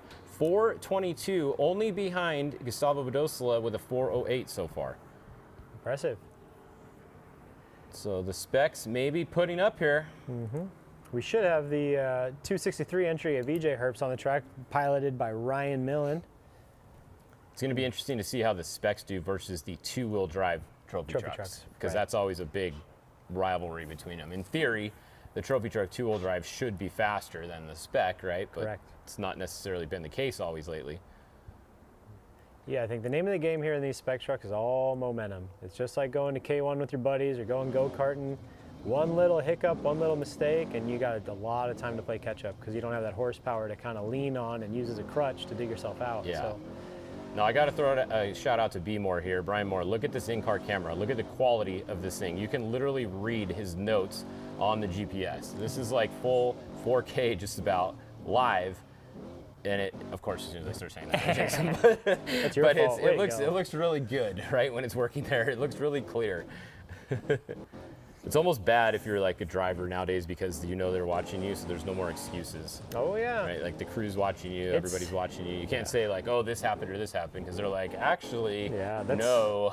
That's a big conversation we've been having in our shop as to whether or not we want to put the live stream stuff in the cars because it, you know, it shows all your flaws and all your uh-ohs and all that. So well, it bit Green Army at the 1,000 last year. They went backwards on the race course, so their chase truck went backwards on the race course, and they caught it on the Starstream. True, live on the show. Live on the show. Yeah, that definitely is not good. And then here's the 282 of Brent Fox, a man who's probably got more off-road racing starts this year than a lot of us combined in our lifetime. Guy's truck's always on a racetrack. I think his name's on every single entry list ever. I love it. He likes racing. He does. I does. And he's fast. He is. Yeah, he's getting quick. He's getting it figured out. And I know he's got a whole fleet of kids that are just as interested in racing right behind him. So great family, super nice people. I love seeing them out there at the racetrack. All right, Thor Herbst is in with a 434, so that puts him 8th overall right now. So he's second in class, but remember the in class doesn't matter today because we are mixing it all together. So Thor Herbst is currently sitting in the 8th position. He's just behind Jack Grabowski in the Class 1 car. So 434.460 was his time. We do have a split time here for Ryan Millen piloting the 263 entry of EJ Herbst at a 238, which if we're looking in the way of split times, I would put him in the number 3 spot on splits, 3 or 4. So we'll see if he can keep the second half of his run as clean as he's done the first half. Yeah, Ryan Millen along with Erica Seidman, longtime navigator in off-road. Erica Sachs. Erica Sachs, I know. That's what I usually say, and then I'm like, okay, we'll use her new name because she got married. Oh, come on, so Dan. Maiden name is Sachs. Erica, Seidman I apologize. is married name. Most people know her as Sachs still. Maybe we change the middle name. Yeah. So that's who's in the 263 right now. They should have a quick run. Ryan Millen is fast. Now an entry we're going to look at next will be the 227. That is the Jack Olagus entry, I believe, piloted by Jordan Dean. That should be that nice, pretty new Herbst truck that debuted at San Felipe. He had a pretty good run going there, and Jack's got plenty of time down here in Baja, racing with his dad and a lot of legends over the years. It's great to see him run, and one of the nicest dudes. See him at the start line, the finish line. Jack's always well-mannered. You're like, did I just talk to a 45-year-old man? Like, no, it's just young Jack. The August family, just great people. His father, Steve, one of the nicest guys in the sport. Right. Willing to help anyone. We got time here for EJ Herbst at 421. New top spot for the Trophy Truck Spec, but still second overall. So Right. second overall, pretty good. He's 1 second, about a second and a half ahead of Stephen Beal. So he knocks Stephen Beal down to the 3rd place. I expect nothing less from Ryan Millen. No, we knew that was going to be fast, right? So 421.250. There's that beautiful Fox liveried 227 Herbst or 19 Industries truck. Still get tongue-tied on that one from time to time. Yeah, so Brent Fox should be coming in next. We'll have a time for him. We have Jordan Dean out on course, and then we got Justin Davis going to be taking off next, the Green Army car. You can always notice that car. It's easy to see it with the bright green on there. Yeah, neon green, and then they got camouflage, a little counterintuitive. What are we trying to hide here?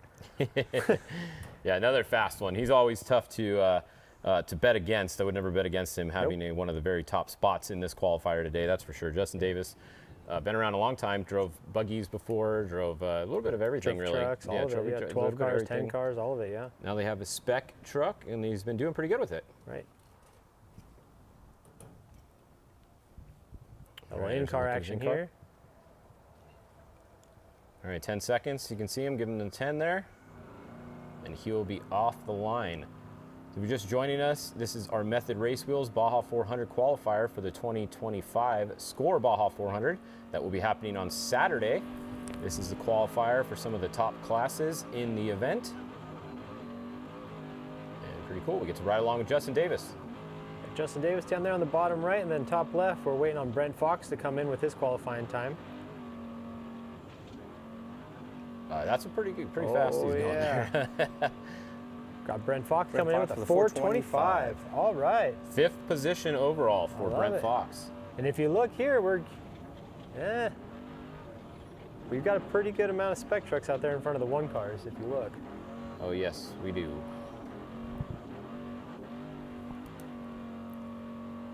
Yeah, Cody Parkhouse is their top 1 car. He's currently in 4th position, so he's got 2 specs in front of him so far and 1 all-wheel drive Legends truck. Oh my gosh.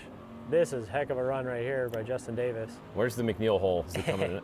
Yeah, it should be here pretty soon. Right. Is it around this corner? Is this there. it? Yep. Oh yeah, look at that one.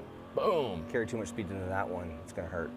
Yeah, you stuff it right into the other side of that thing, and that is no good. Little ditch here, and then right here. Oh yeah. Tightens up right here at the end. Looks like you can flow it, and right here, tightens up. Oh. Yeah, especially if you get yourself all set up and dialed in, you're leaning on that sway bar a little bit, and then you got to give it a little bit more. That could end your day quick.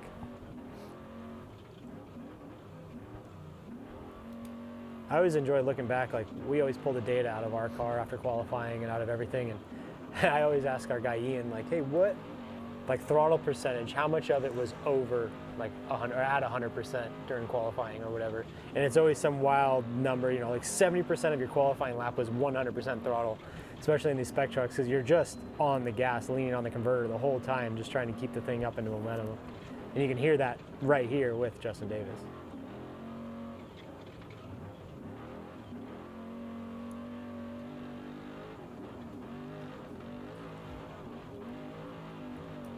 He's on a tear right here. Can't wait to see a sector time here. We got a sector 1 time here for Jordan Dean, driving the Jack Olgas entry at 2:35. So that actually would put him, okay. We've got a time here for Jordan Dean. We got 4:19. Oh, 2nd position. So he knocks EJ Herbst down to 3rd and Stephen Beal down to 4th overall. Impressive. So new high spec time, currently Wow. good for 2nd overall from Jordan Dean. Nice run there.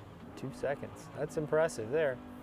So I want to see what Justin Davis's time's going to be, because that's going to be this is going to be a good one if he keeps a smooth run going here. We're at a split time at 2:36. What was Jordan Dean's split time? 2:35. So right on pace with him. Yep, and EJ was at 2:38. So okay. But Beal was at 2:37. So we're right there, and so I think it's all going to come down into the second half of this qualifier to see where he really stacks up, and if he keeps his nose clean and keeps the thing making traction. Yeah, this is fun. We get to ride along with him and watch his run. Pretty cool with all the Starstream systems and Starlink and everything we got now. It makes it definitely more exciting to watch. Absolutely.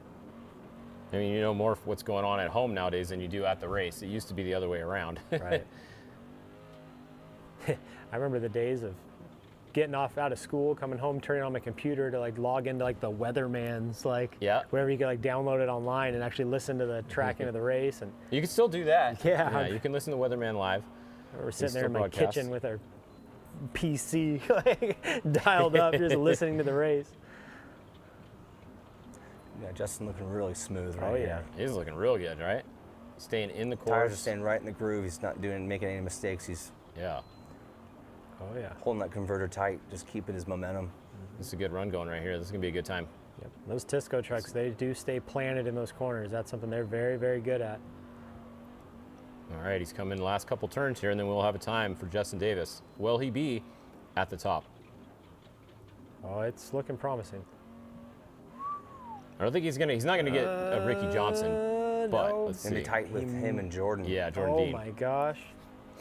He did. Wow. He got him 417.955. All right. Impressive. So 2nd overall still, but highest spec truck so far.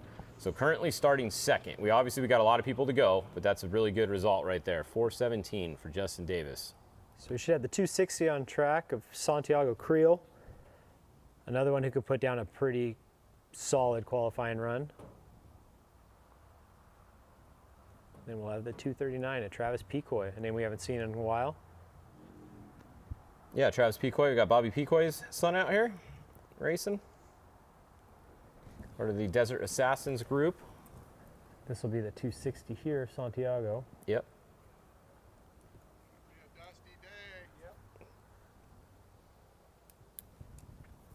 Santiago is usually pretty quick in qualifying too, so it should be a good run. We're all going to have our eyes on the 234 at Jason McNeil. Should be taking off here pretty soon after Picoy. Think he's going to check up for his hole? I would hope so. I would hope so. Hey, I think that hole got a couple other guys that year too. Remember there was another Tisco truck, a gentleman got injured, an Australian gentleman. And yeah, Mick, Australian driver, came here and was racing the 400, 500 last year. Yeah, whatever it was. And unfortunately crashed there as well. Didn't crash, hit the hole hard, and just had stuffed to, it, yeah. Had to leave. I think it broke his back. Right. Not a sport for the faint of heart. No, Mick actually had been in a couple crashes close together there. He was also at the Parker crash. Yeah. They wadded it up at Parker. Was that him too, the Fink crash we just saw recently? Yes, Oh and my them gosh. too. So he's Mick's super nice guy. I've talked to him a few times, but he's got some bad luck. He's got to shake all the bad luck out. Yeah. You know, we're due for some good races, get some good runs. And he's been in the passenger seat for most of those too. Right. So. And here we go, Jason McNeil. There he is. All right. So can McNeil knock Justin Davis off? Or the bigger question is, can McNeil knock Gustavo Badosa and Ricky Johnson off the top spot? That would be impressive to see. That would be insane. And looking at this list, he'd have to be 10 seconds faster than Justin Davis just was. So if Jason has a clean run, there's a potential there. If Cole Hardin puts down a clean run, there's potential there. Dan Fresh driving for Ryan Hancock. Dan's pretty fast too. Yeah. I don't know if he's as wild as a Hardin or a McNeil.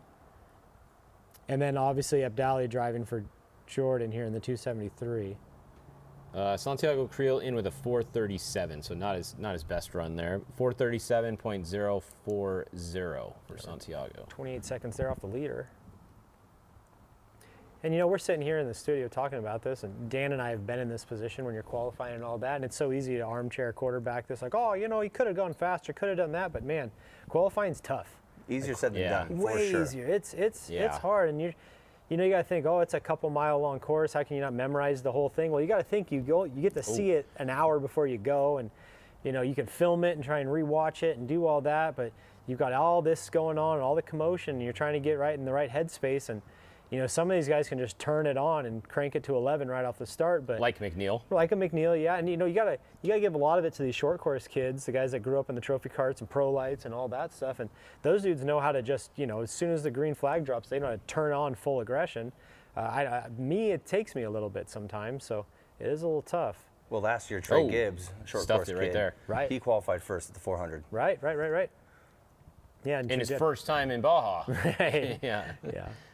Trey's a great guy. He had a little bit of a rough run there at Crandon a couple weeks ago. I don't know if you saw that picture of Greaves sitting on top of him on turn one. Oh, I did. I did.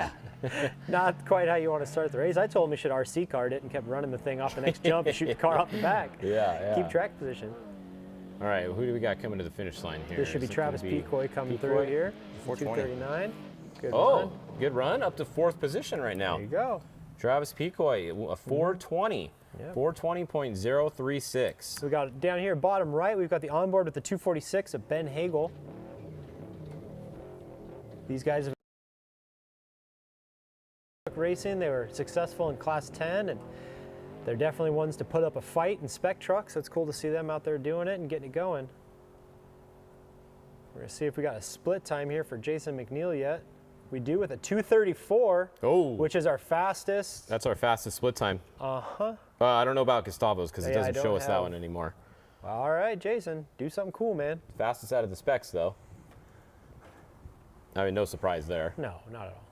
What did you say earlier, Dan? It's going to be, no matter what, it's the same 5 to 6 people at the top in all these classes every time, right? No matter what the format is, no matter when they run, it's always the same few people that come to the top. And if I had to guess a time right now for Jason McNeil, I'm going to say 4:14.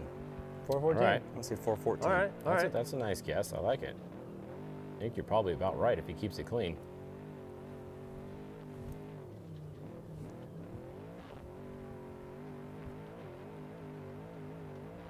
All right, the Hagel's here.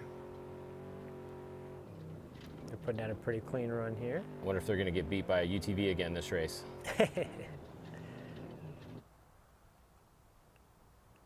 Very vocal group of racers there on Race Desert from time to time.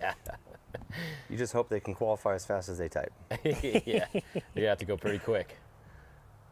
We should be seeing a time here from Jason McNeil at 4:07. Here we go, he's coming through. This is going to be lightning What did you say, fast. 4:14, Dan? I said 4:14, but well, right, lunch is on it. Let's see. Oh, let's see if it resets at all. It should. Dang, he lost some time at the end there. 4:17.24. Wow. Okay, it is enough to knock Davis down. Wow, that's what is that?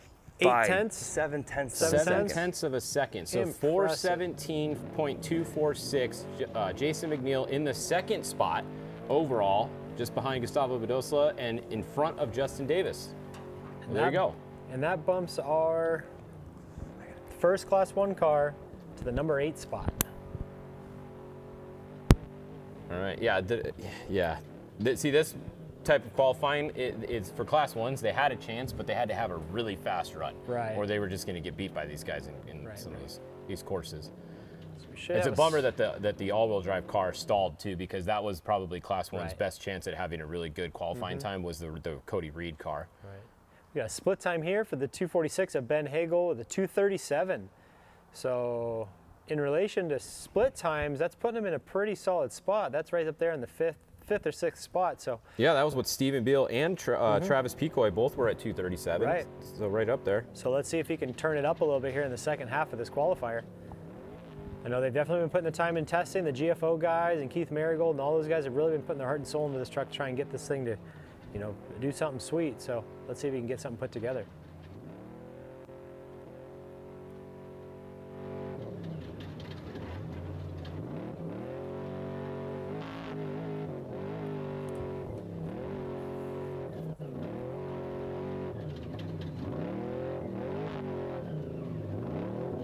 Oh. He's really hanging it out there. He's going for it for sure. Yeah, he's definitely going quick. A little more chaotic than the Justin Davis run we watched the in-car of, but definitely making time on the track. So we'll see how this pays off. Looks like he's coming to the finish right here. Let's see, where is he? Oh, there you go. 4th position. All right, that's a great run. That's the 3rd Spec truck across the line. That's a very good qualifying spot there for the Hagel team.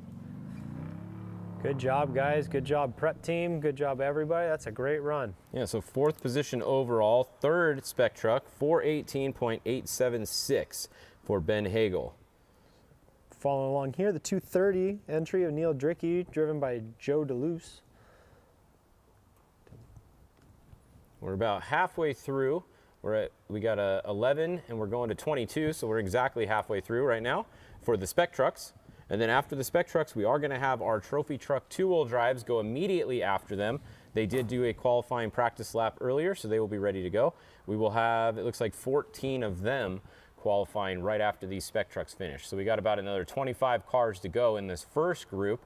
Then we will take a short break while our Trophy Truck all-wheel drive or open class goes out on their practice lap, and then we'll come back for their time lap right after that.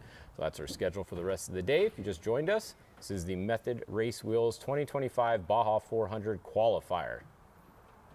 Currently up top, we have Gustavo Badosa Sr.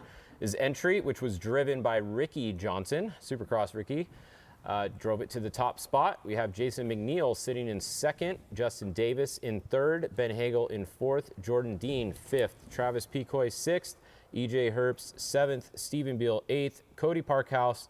First Class 1 is in 9th position right now, and then Brent Fox, the top 10 overall. Speaking of Australians, we got the 280 out here on the track. You know, they just flew in. Oh, got a little push in the corner a little bit, but this is them in there. That corner's tricky. I've seen a couple people kind of blow that one to the outside there. Then we should have the 299 Charles Durant's entry, piloted by Cade Garcia. Like we said, he's somebody to keep an eye on. He's got a lot of time there in one of those Tisco trucks.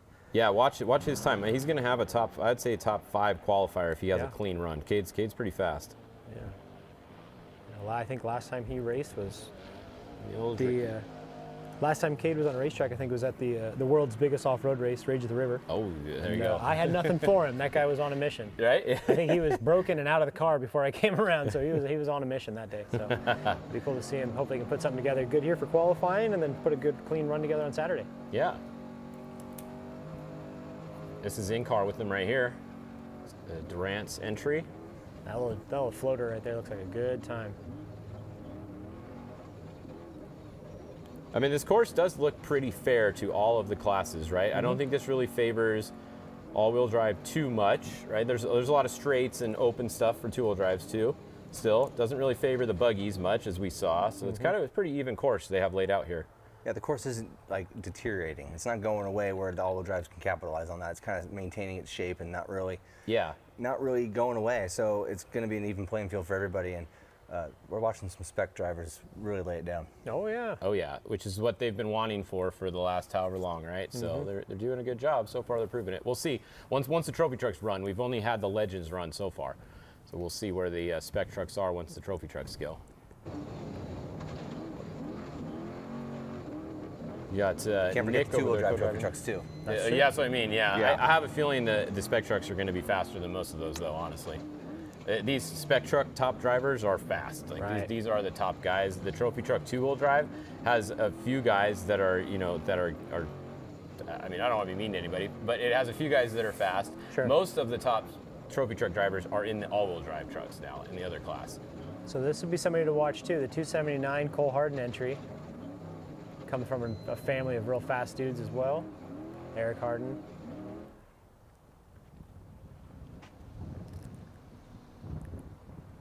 Now, Dan, you just recently got a spec truck to use as a pre-runner, right? I did. You spent some time in that thing so far? I have. I spent a lot of time at the Baja 500. Luke and I, we each have our own, and what a different perspective than in the Stewart Race Trucks pre-runner. Right. But it's a lot more realistic. You get a more sense of the speed. Sure. You know, I was able to put a helmet on, my neck restraint, my suit on every day, and I really got into a rhythm and got into a flow. So, you know, sometimes if you pre-run in a pre-runner, you're wearing, you know, headset, you're wearing normal street clothes. Yeah, street clothes. You got music going, you got a windshield and AC.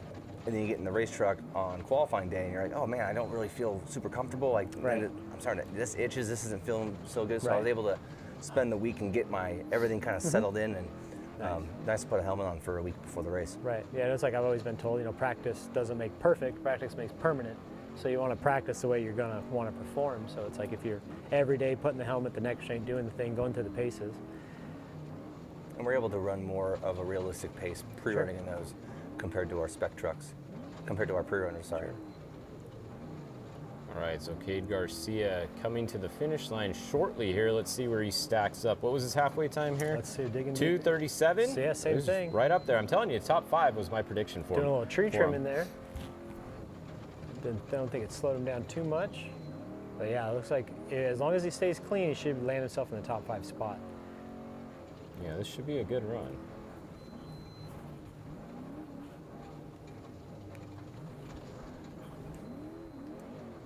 A little bit of a bobble right through that last set of corners, maybe. Next year off the line's a 228, the Ryan Hancock entry, piloted by Dan Fresh. There they go right there.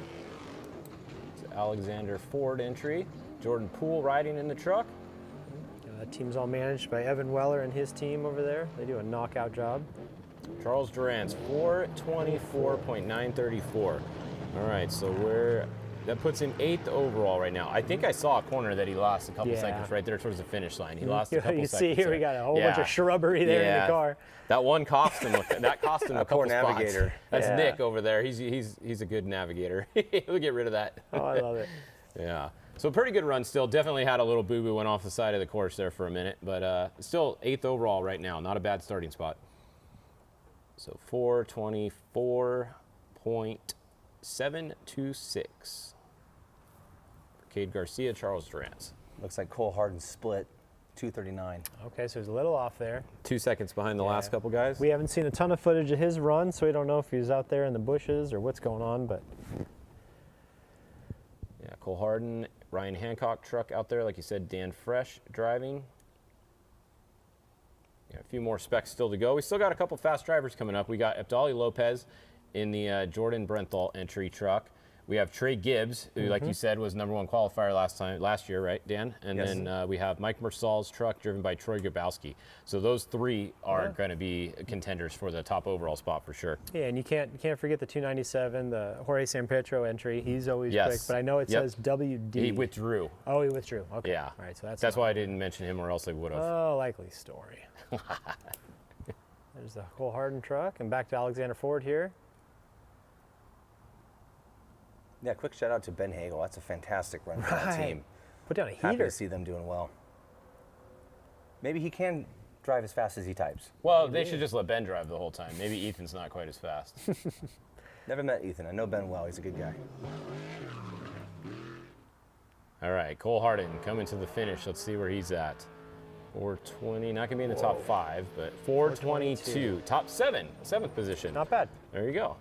All right, Cole I Harden. want to say this is this Cole's maybe first run in Spec Truck down here in Mexico, right? I haven't seen his name on here before. I'm not Yeah, sure. I know who he is, but I have not seen him in Spec Truck in Mexico. I don't think. Yeah. Got it. They do a lot of the Moore races and the U.S. stateside races. Yeah. Yep. Come on, Dan, you got a Spec Truck now. You got to know. You got to keep your finger on the pulse. Yeah. I understand. You're racing your Spec Truck, aren't you, Dan? Yes. Technically. With the number 23 on it. Exactly. Do you think that's something, maybe some mellower races, stateside stuff, you guys might dabble a little bit with some Spec Truck stuff if they're in one piece? I know you guys, we've talked in the past, you guys use your pre-runners and all that stuff as tools. You know, it's to help the all-wheel drive program and do all that. But do you think there's a potential of someday show up at a Rage at the River? Rage at the River. Like I knew you were going to drop Rage at the River on me. I knew you were like, maybe you come got to Rage two at the of River. There's been conversations. Luke and I have spoke about racing, maybe some stateside stuff with it. Okay. But nothing's been set in stone. Nothing's been settled. We're focused on the Score Series, like we are every year. And if we do show up to Ridge of the River, Nick, we're going to camp right next to you. All right, hey, I go to bed early, so make sure you guys turn it down, all right? No. Yeah, that would be a fun one. That is a good melting pot of everybody at the end of the year with their running vehicles. So.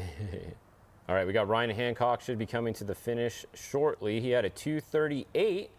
It's actually Dan Fresh driving, but the Ryan Hancock entry, here he comes. So he's pretty, he's right there with a 2:38. Right. Top 10 for sure. Yeah, top 10. Let's see where. That's the thing too. We talk about top 5 this, top 5 that, but it's like if you can stack yourself in the top 10 of Spec Trucks, I feel like you can kind of hold your head high still. Because if you look at that top 10 list right there, everybody in that list has won something at some point. Yeah, it's pretty stacked field, definitely. And let's see where he's coming in at. 225 or 425. 425. That is, what is that? 10th position? 9th position. 9th position right there. Wait, no. Bump 11th. 10th overall. Yeah. 11th. Yeah. 11th. Oh, 11th. Parkhouse. My thing, yeah. Yeah, Parkhouse is in front of him in the Class 1. So Ryan Hancock entry, 11th overall, 425.373. Driven by Dan Fresh. With Jordan Poole navigating.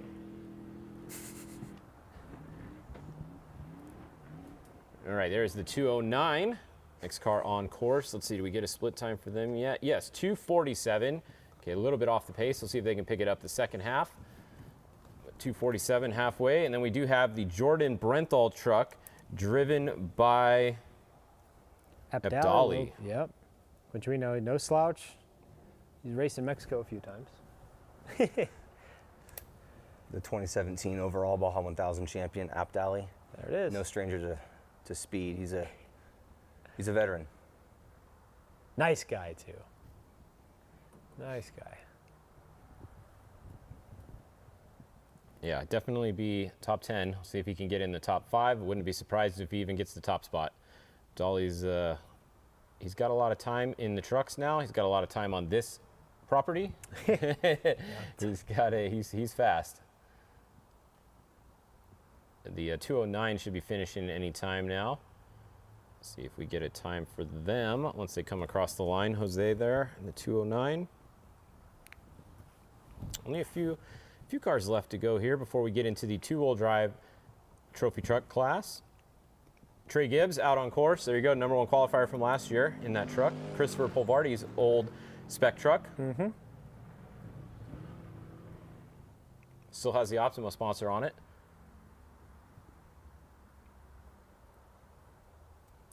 Let's see who's coming to the finish here. This should be the 209. See where they're going to be at.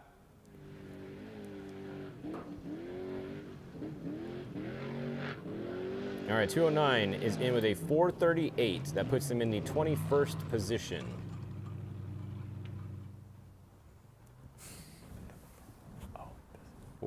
238.142 for the 209. Dolly Lopez out on course right there, driving the Jordan Brenthal entry. Like you said, this is going to be one of our fast drivers, so I'm going to scroll all the way up towards the top to watch his time come in. We have a sector time here, 2:37, so that's right there on par with those top 5 guys. Everybody's like right at a 2:37, right? Very, very close at the halfway point. Yeah, there's a reason they call it spec racing. You know, these trucks are very evenly stacked. You know, I don't know if you've just tuned in or if you're fresh off-road racing or what it is, but the difference here between these trucks and the others is they do have a sealed LS3 engine. You must run a turbo 400 transmission. You are allowed an underdrive. Must have a live rear axle and maintain the appearance of a pickup truck. So a lot of it comes down to, you know, you're not allowed to touch the engine in any way. You can tune it on the dyno, but you're not allowed to touch the internals. So a lot of it does come down to torque converters and gearing and underdriving, chassis setup, suspension setup, trying to make traction, trying to keep the truck planted, making it turn to try and keep that truck in those optimal RPMs. You got to think that the LS3 makes a flywheel horsepower of 525. And by the time you go through all the losses of all the moving parts, you usually stand between 350 and 380 wheel horsepower. So it's very impressive to see what these trucks can do for such a low wheel horsepower number and where they're stacking up at the end of the day. And it looks like Abdali is creeping in the 420. Here he is. Where is he? Oh, all right, 423.6. He must have had a little incident out there or something maybe, huh? I think so. Must have blown a corner. That's way farther down than I thought he would be. 423. All right, so he is going to be sitting in 9th position. Still not bad, right? 9th is not way down. It's just I expected him to be in the top 5. Right. Shot here, Trey Gibbs out running. 423.674. That Optima sponsored truck looking good. Where was Trey Gibbs at halfway? Was he the same? 240. So he was 3 seconds behind at halfway. I'll tell you what, Optima's done a good job of branding this last year or so with the red stripe down there at the bottom. It's very easy to tell. Yeah. They're doing a really, really good job there with their marketing and just the visibility at these events. Big thanks to Optima for our live timing that you're seeing today as well. They are providing that to us for the Method Race Wheels Baja 400 Qualifier.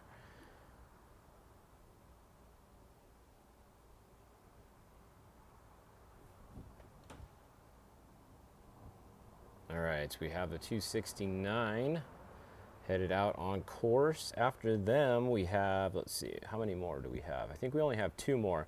We're gonna have the Mike Marsal, driven by Troy Grabowski, and then we're gonna have Jose Contreras is gonna be the final Trophy Truck Spec qualifier in the 284. So both of them should be on course in just a minute. We should have Mike Marsal out on course any second. Should be going off the line, Troy Grabowski.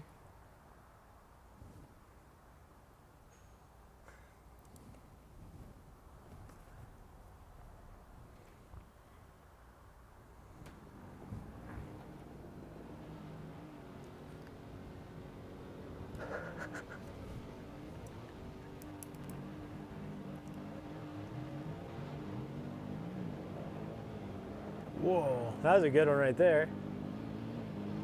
Yeah, it's pretty cool to see behind the wheel there. Trey Gibbs with a 425. 425, so what's that put him in? That puts him in, where is he here? Looks 14th? Like, it's hard to tell. That looks like the 14th. The standing numbers are a little bit blocked off there.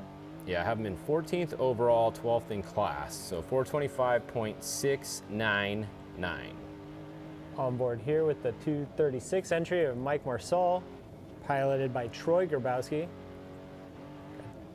Should have 3 Grabowskis on the racetrack this week, because I do believe Dustin is driving for Mike Lawrence in the 85T two-wheel drive truck. He sure puts in a lot of steering input. Yeah. Whoa, whoa, whoa, whoa, whoa. Yeah. Gotta do it. Just really sawing that wheel. Not sure what's going on there, but He's almost wild. overdriving the car a little bit. He's wild. Looks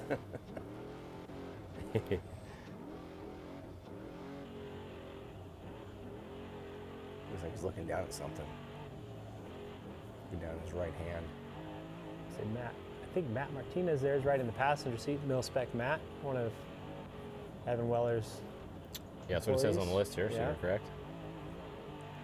All right, so a couple specs left on course, and then we will be getting straight into our Trophy Truck two-wheel drive class. We will see, can the Trophy Truck two-wheel drives be faster than the Spec Trucks?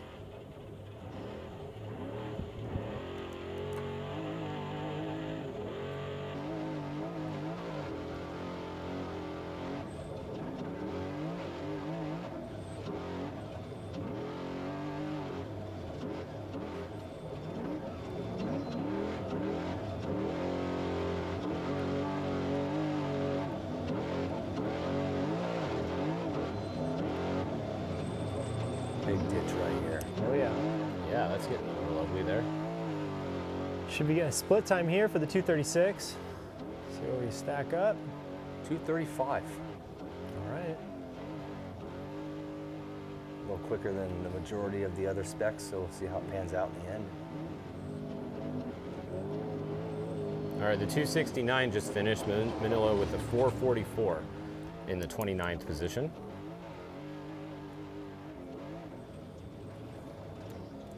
Troy just revving the Troy 235, so you guys just revving said it out right now. You can see those lights pinging back and forth. He's right on that yeah. chip, driving it pretty hard. Oh boy. Oh. Again, a lot of driver input. Oh, A boy. lot of driver input. Oh boy. Yeah, we had Matt ride with us at the Baja Nevada race a couple months ago. He's a great co-driver.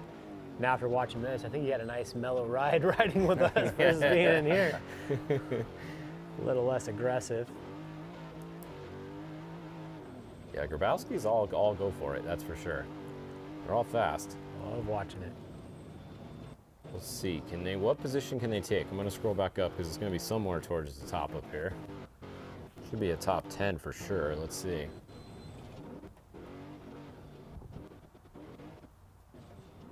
Maybe a top 5 because he was right there on the split time. Right there with Jordan Dean. This should be our 284, the last Spec Truck out on the course here.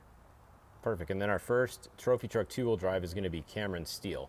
So that's easy to see when we see the black and this looks fast. Truck.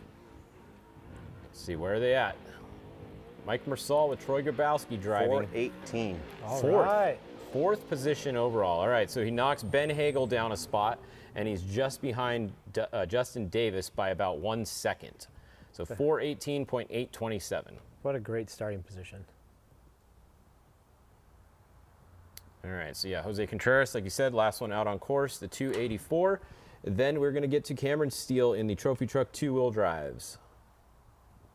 It's a good looking body there. Almost gives you a little bit of a old Jimco body maybe, or Heritage style F-150 front end. Kind of almost get that Norman pre-runner vibe, huh? Just change that square Starling to an MSAT. Absolutely. Right there. They put a chrome bumper on the front of that thing? We're gonna need some pictures. I'm gonna get some pictures of that 284 truck. What do we got going on down there? That was pretty darn cool. Chrome gets them home. Something. It gets you something. So we should be seeing the 16T of Cameron Steele taking off here pretty soon. It should be him right there. There he is out on course. I see it in the background there. The weather looks absolutely perfect down there too. Just enough wind to move the dust so no one's dealing with dust. You can see only their own dust right there off the start pretty much. And then that's about it. Clear sailing otherwise. Looks like a super nice day out. Not a cloud in the sky.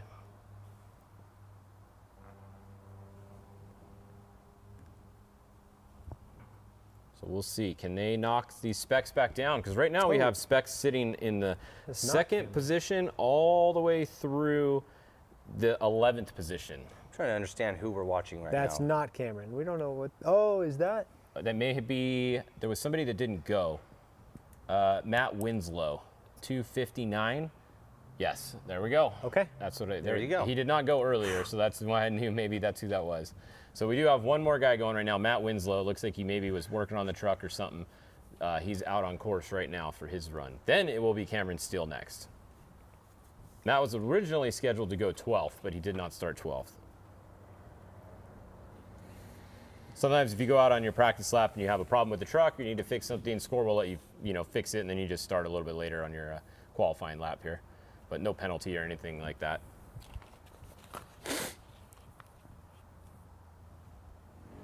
All right, here we go. It's the second to last spec coming in. Jose Contreras. He is going to be in the 31st position, 456.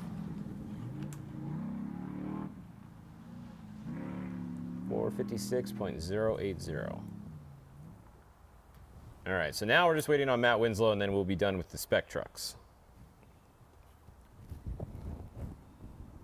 And don't go anywhere because the big boys are about to come out. We're going to be the two-wheel drive trophy trucks, and then we're going to let the all-wheel drive or the open trophy truck class go out, do a sight lap, and then go straight into their time lapse. So there'll be a short break while they go out and do their lap. There is only, 14 of them that are going to qualify today for the all-wheel drives.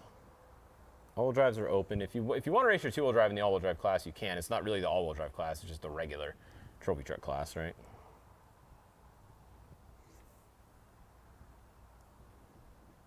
We'll see. Matt Winslow here at 350 right now. What was his halfway time? 240. Not too far off the top guys. About 3 seconds halfway point. Yeah, that put him, in respects to halfway times, it puts him up there in the top 10.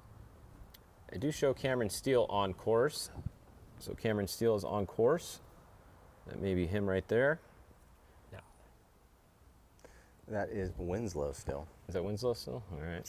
Looks like maybe a this should be Winslow right earlier here. Earlier generation Mason truck is what we got going on here with this one. 424. Not bad. All right, Matt Winslow, 11th overall. Not bad at all. Well, whatever they fixed it. Yep. And we're on board here with the 16T Desert Assassin himself, Cameron Steele, and that Monster Energy Yokohama Raceline wheels backed racing truck. All right, here we go. Now we're in the trophy trucks. Yeah. These are the big boys. I was saying earlier, I know they just went through some upgrades here with this truck, kind of updated the electronics in this vehicle, kind of brought it up to current technology standards. Got longtime navigator Cody Stewart over there. Cody also now works for the Desert Assassins team. Helps run their program. Nice. Try to keep all the donkeys in a line over there, going the right direction at least. It's got to be a good feeling when you can hire your buddies or your navigators, whatever, to help with your businesses and your programs. Yeah.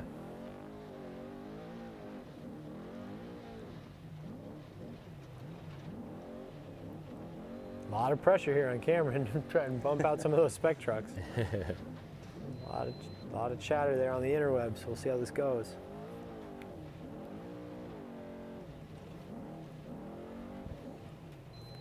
Nice smooth turn there.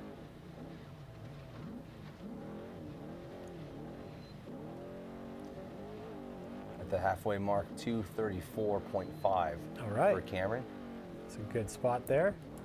Compared to Jason McNeil, who was at 234.3. So 0.2 of a second slower than McNeil. Let's go, that Cameron. First timing beacon. Turn it up. Here he comes. He's coming through here. Where is he? Let's go back to the He's top. going to be 420. All right. So he is sitting 7th overall. 7th overall. All right, so 420.832. Good run there for Cameron. Good, clean. He's not going to be happy though. I'll tell you that. How can you not be happy? You're driving because racing he's not cars. in front of the spec trucks. He's not going to be happy. I'm just telling you. You're down in Baja racing trucks. Got a long way to go tomorrow though. We got That's 400 miles to go tomorrow. So next on course we got Ryan Pullman out there. Gavin Weber looks like listed as the co-driver. 62T. Where were they at? Are they at the halfway time yet? Let's see. What do we got? 239 for them. So the fastest spec truck, just so you guys know what we're comparing to here, the fastest spec truck was Jason McNeil. He had a 234. That is the lowest that we've seen at halfway. Here's what's interesting. Jason McNeil was 234.3, like you said, and then Cameron Steele, like you mentioned, was only 0.2 behind him at the halfway point. So Cameron lost some time somewhere in the second half of his run because he was right there with Jason McNeil the first half. And here's another truck we can keep our eyes on. Would be, it looks like, is that David Taylor there? Or is that the Lawrence entry? Oh, not It qualified. should be Yep. Taylor. So, no. So it's the 85T of Mikey Lawrence driven by Dustin Grabowski. The Taylor entry is not qualifying. Oh, there you go. But so another Grabowski there on track, and as we've seen so far today, Grabowski's been putting down some pretty fast laps. So we'll see if Dusty can put something down in the trophy truck here. Yeah, another fast guy, has lots of truck experience. Tons. Was in the Spec truck for a while. Whole lot of 19 Industries chassis experience as well. That's what they personally race in the Spec truck category. It's got to be a stressful position to be these kids' dad, huh? Yeah. Got one kid and all kinds of different racing, different teams spread out all across the Baja. Oh, that's. I mean, the cool part is they're driving other people's stuff in most of these. Did he miss that turn there? I missed it. It looks like he jumped up and out of the corner instead of making it. I was looking to see what his time was going to be. Oh, no, we're still on track. We're okay. Pullman in the 15th position. All right, we should have a halfway point time here for Lawrence. Oh, the 2:33. So that'll be our second fastest halfway point time. Okay, so Lawrence, and then Herbst is going to be next out on course. And who's piloting the Herbst? Pat Dean. Pat Dean. All right. He should be out on the course by now, I would think. 19T. Yeah, his timer's going, so he is out on course. That's probably his dust you see at the top of the screen there. And then following that's the 78T. I believe that's the Tory Pool entry, piloted by RJ Stidham. RJ does a lot of spec truck racing up here stateside. Super fast dude. So it's good to see him, and he's got a lot of experience there with those Geyser G6s. So. And there's the Herbst entry. There it is. Good smooth run. It's nice that they're back in the red too, because it's easy to spot them. Oh yeah. We should have some in-car for them going too, probably. Usually they got pretty good in-car. Maybe we'll see if we got that shot. They must have seen how good my truck looked red and went, you know what, let's go back. Yeah, right. We'll go back. Like, look at this guy. He's Nick's out truck looks showing good us red. up. Let's make our trucks red. Yeah. I'm sure that's exactly how the conversation went. 100%. Mikey Lawrence, 2:33 halfway time. I don't know if you mentioned that already or not. That's what Yeah, he's at. on one. Yep, So, 2:33. So we'll see if Dustin can pull it together in the second half of this. Yeah, 2:33 is the fastest so far, right? That's no one else. I don't think anyone else has done a 2:33. Yeah, we don't have the halfway time there for. All right, 4:11, 4:12. This is quick. Oh yeah. Oh. 4:14. Nice. Okay, Good run 4:14. there for Grabowski. There you go. New second place, 4:14. Knocks Jason McNeil down. So there is going to be a faster trophy truck two-wheel drive than a Spec today. That is a fact. It just happened. We have busted the myth. Yes. Question is, how many of them are going to be faster? Correct. Probably not very many, right? We'll see as we look here at this list. Should we get 3 of them, maybe? 4:14.307 official time for Mikey Lawrence with Dustin Grabowski behind the wheel. Pat Dean is out there driving Tim Herbst's truck right now, and at the halfway point, he was at, we don't know yet, he hasn't got there yet. It should be any second. There it is, 2:39. So 2:39 at the halfway point. So a little bit, about 5 seconds off of the pace right now. Maybe you can pick it up the second half. It's going to be tough to do. Historically today we've been seeing the second half adding time to the board, not so It's much been getting losing slower, time. right? Yeah. Yeah. So I think if you're going to do something, you got to do it in the first half of this run. I think it's really whoever tries to go the fastest without checking up for those couple little holes right there, right? Or who just flies them. Right. Because that is definitely the fastest part of the course, is right off the start right there. That spot you're looking at right now, that up and down. Should be the 78T on the course, the Tory Pool entry, piloted by RJ Stidham. I just received a text from Luke. He thinks the course is starting to slow down and get chewed up. Yeah? Okay. Good thing he's got an all-wheel drive. Yeah. I don't want to hear excuses, Luke. Floor it, dude. Well, Luke surprised me last qualifier. I didn't, Luke didn't he? What was he last time? Was he first? I forget, or was he second? He was somewhere. He was up there. second behind Pavorti, but then he quickly took the lead. That's right. Because of Pavorti's incident. Turn one. Yes. But Luke had a really good qualifying run. I didn't expect Luke to be that fast in qualifying, because he's usually more of like a race day driver in the past compared to other people who qualify high every single time. So he definitely went for it last time. Time here, Tim Herbst coming look, through. he went on the outside of that, that tree. Do you see that? Yeah. He blew the corner. So that cost him at least a second or two, probably. He had to go on the outside of the turn. Hopefully we didn't miss the VCP there in the corner. Comes the Herbst entry. 425. 425. So yeah, that's back. They're a little ways. 18th overall right now. Yeah. So that was 19T Tim Herbst, driven by Pat Dean. Should have a halfway time here for the Stidham piloted machine pretty soon. The thing that's crazy is when you have this many qualifying, like look at this. I'm just looking real fast. There's 1, 2, 3, 4, 5, 6. There's 7 vehicles that have a 425 qualifying time right now. So literally tenths of a second are deciding multiple positions at this point. Oh yeah. It's huge with this many cars all mixed together. I mean, 11th place is Cody Parkhouse with a 425.3, and then 21st place is a 425.7. So 4/10 of a second between 10 cars, just about. That's crazy. That's crazy. Yeah, or 6 cars, 6 or 7 cars. Is Baldy here? Got the 82T of Sam Baldy. Yeah, you blow one corner in this thing and you're kind of screwed.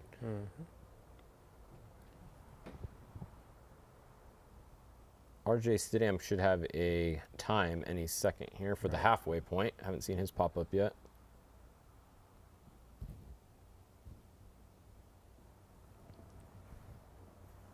Well put together truck here. Yeah, pretty cool truck, kind of built in house. Their own guys. They always have a good helicopter crew following them, or one or multiple. They have some cool ones that follow them sometimes. 424 for RJ. Okay, so we didn't have a halfway time, but that's his final time. That puts him in the number 3 two-wheel drive truck. Where does that put him overall? 13th overall right now. Oh, Baldy almost taking out the tree. I don't know what that cameraman's doing right there in the middle. Yeah, that's a poor spot to hang out and watch the race. Not a good spot to be right there. Somebody go yell at that guy. It's going to shake you up a little bit. Hopefully he has to go change his pants and then he'll be gone for a while. Right. Next truck on the course should be the 92T of Scott McNeil, which is a spec truck. I don't know if we've worked on the engine or what's going on there, but traditionally they run in the spec truck class. It does have the LS3 in it, from what I remember correctly. They're just giving a go at the two-wheel drive trophy truck class. I wonder, that's kind of an interesting strategy. Now that the classes are combined, I don't really see why you would do that anymore. You know, before, if you wanted to start in front of some people, you would do that, right? Because you would start up a lot farther than you would in spec. But yeah, it's an interesting strategy to keep doing it. Maybe they're just doing it for points because they already were there or something. Potentially, I don't know. Started the season off there, finish it off. Well, you started with the two-wheel drive trophy truck engine. Why would you take it out to race, go back to spec? You might as well just hang out and leave it in and see where you end up overall. Yeah, but does it have a spec engine in it? I'm not sure exactly where it landed. I know, I believe at the beginning of the year for San Felipe, it still had the LS3 in it, but I don't know if, like, obviously now that you don't have the restraints of having to keep the engine closed, there are a lot of tricks and tips you can do to get a little bit more juice out of those LS3s. So, I mean, it would be smart of you to jump on that and make those changes. There's Roberto Romo over there on the right side. Always fast, exciting to watch, a little bit crazy at times, I'll say. This might be a good in-car to watch for a little bit here. Yeah, driving Luke McMillan's old two-wheel drive racer engineering trophy truck here. The Romo's purchased from us several years back. The truck has a lot of miles in Baja, a lot of wins. There's Baldy in. They are going to be in with 429. Where were they? 429? Yeah. 25th position for Sam Baldy.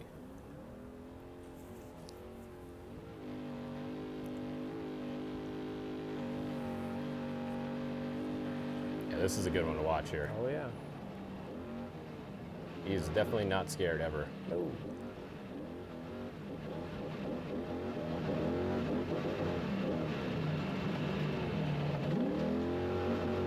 McNeil. Yeah, I think everybody's learned their lesson with that one. Yeah. You can tell he was a little gun shy about charging too hard into that. Yeah.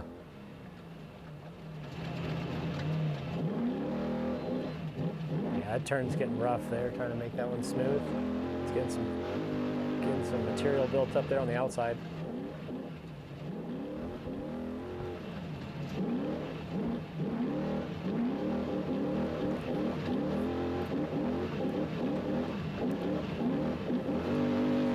throttle. He's burping the throttle a lot, some hesitation. Maybe he's carrying a lot more speed than the practice lap. And he's just not sure what's over the other rides, but nonetheless, still looking pretty quick. I think he's been watching some Andy McMillan videos. The king of the throttle bop.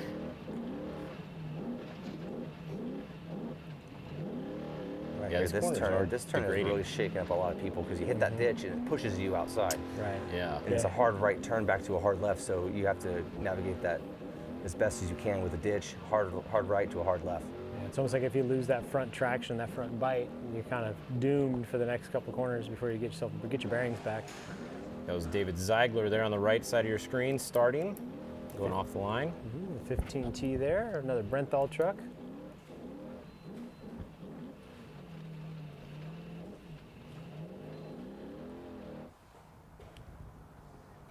Should see a time here pretty soon for Scott McNeil. Did we get Scott McNeil time yet? No, it should be right here. You should be coming in right now, about to enter your television screen.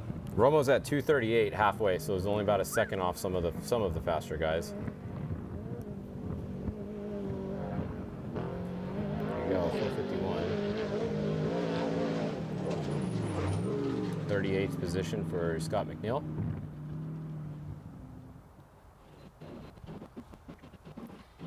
Now we got a time for Baldy, but we don't see it on the tracker on the left there. Yeah, it's 429.793 was Baldy. We're missing a couple there. I think we're a little delayed there on the screen. Yeah, because McNeil just finished too. On board here with Romo again. He should be coming in pretty soon here for a time. We see him as combined time at 3:30. So we're under a minute before he's back.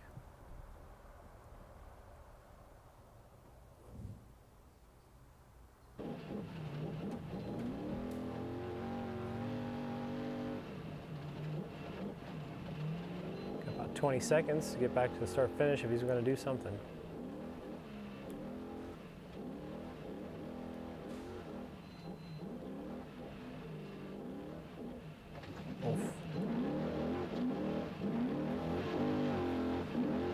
The McNeil has LS3 with cams now. Okay. So there you go. Did a little bit of work to it. That's why they're probably in the two-wheel drive class still.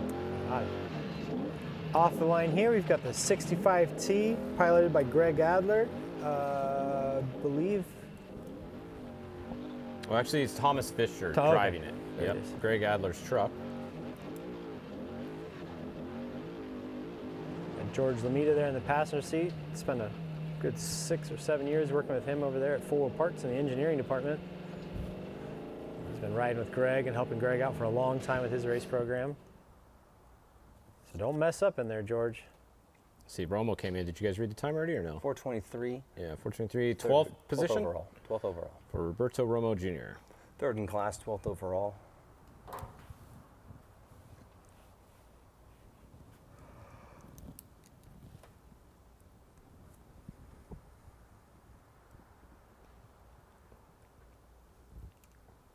All right, a couple more to go here. We have about 5 more to go in the Trophy Truck two-wheel drive class, and then we will be taking a short break as the Trophy Truck Unlimited class goes out to do their practice lap, and then they will go straight into their qualifying after that.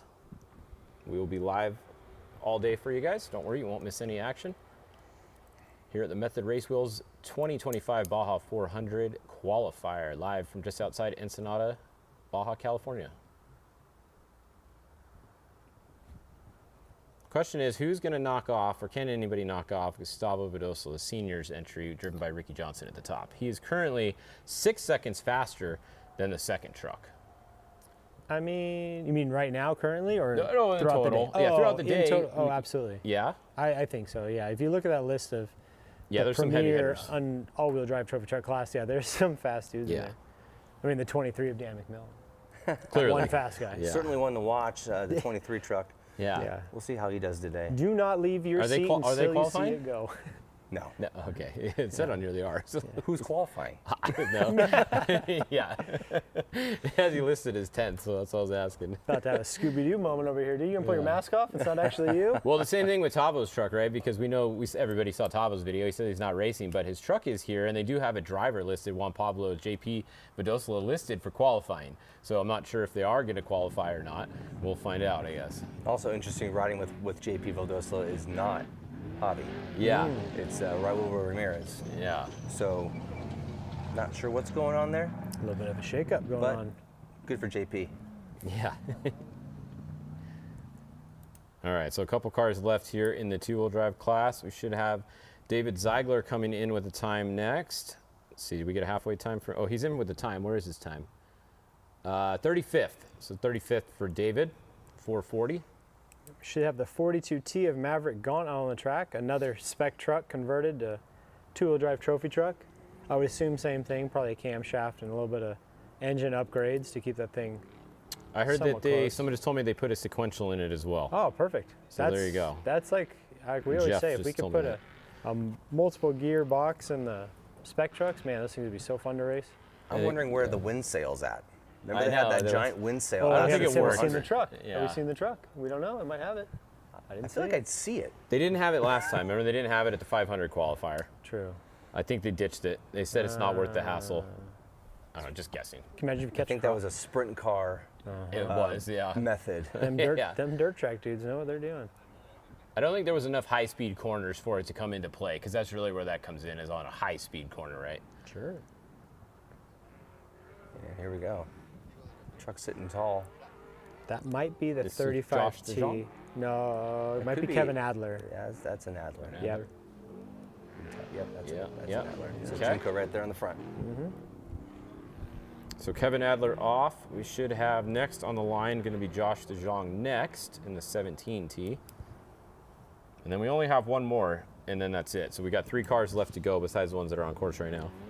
And we should have the 67T of Paul Kraus, piloted by Keith Smith, fellow Sportsman 1450 racer. It looks like Greg Adler had a little bit of an incident there with the front of the truck. Did we put the thing on its lid, or what do we have going on there? Yeah, Told George not to mess up. What are you doing there? That was Thomas that was driving. Thomas Fisher. So what time? Let's see. Where were they at? A little camera refresh here. Greg Adler in 32nd position. 278. 47, 278 is this time. 2 Grabowskis in the top 5 overall. Pretty good day for the family. Right. Troy Grabowski driving the Mike Marsal 236 entry. And Dustin Grabowski driving for Clay Lawrence Sr. Very dusty. Speaking of dusty. All right, who's going to be coming next to the finish line here? It's going to be the Gaunts. It should be the Gaunts, yeah. Gaunts, Adler, DeJong, and Kraus is who we have next. Yep, and then that wraps up our 2-wheel drive trophy truck class. I believe I saw DeJong at the start line, so he has not taken off yet. And my mistake, Dustin's driving for Mikey Lawrence. I say Clay Lawrence Sr. That is on my. He's not 50.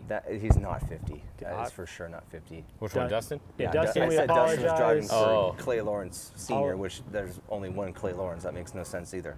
I will apologize on Dan's behalf. Dustin, you do not look 50. We're going to take it out of your pay, Dan. You guys are getting paid? Yeah. Wait, you guys are getting paid? All right, here we go. We're coming to the finish. Decent run here. He's going to break out of that. There's the Gaunt right there. 421, 702. Steps out of that 425 box that people seem to be stepping in. Oh, that's 10th right there. All right, Yeah. so top 10 so far. We still got the all-wheel drives to go, but respectable there. Smooth run there for Gaunt in the converted spec truck.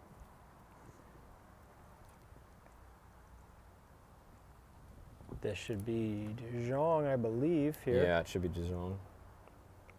It's another The Hollandia dairy truck, usually. another homemade truck or shop, individually built truck. It's cool to see.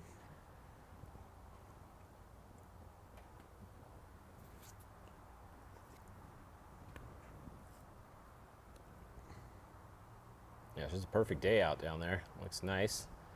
No clouds, nice and sunny, a little bit of breeze, move the dirt out of the way, and we are about 3/4 of the way done with our qualifier today. Actually, we're 4/5 of the way done because there's 5 classes, right? That's good math, Fish. 1, 2, 4/5. 3, 4, 5, 4/5. That's where we're going. 4/5. 4/5. All right. Be about Find me that on the tape measure, 80%.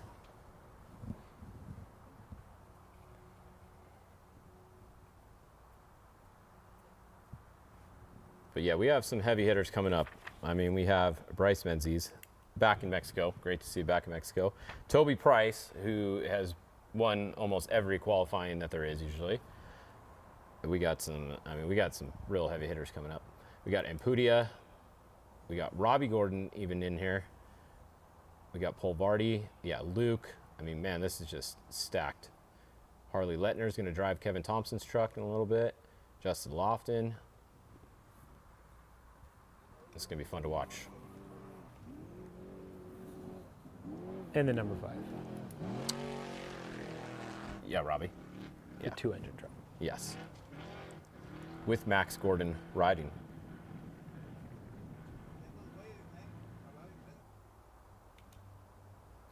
That's Adler truck there. Kevin Adler should be coming to the finish pretty soon here. Let's see, did we have a halfway time for him? We did 2:53, so a little off the pace there.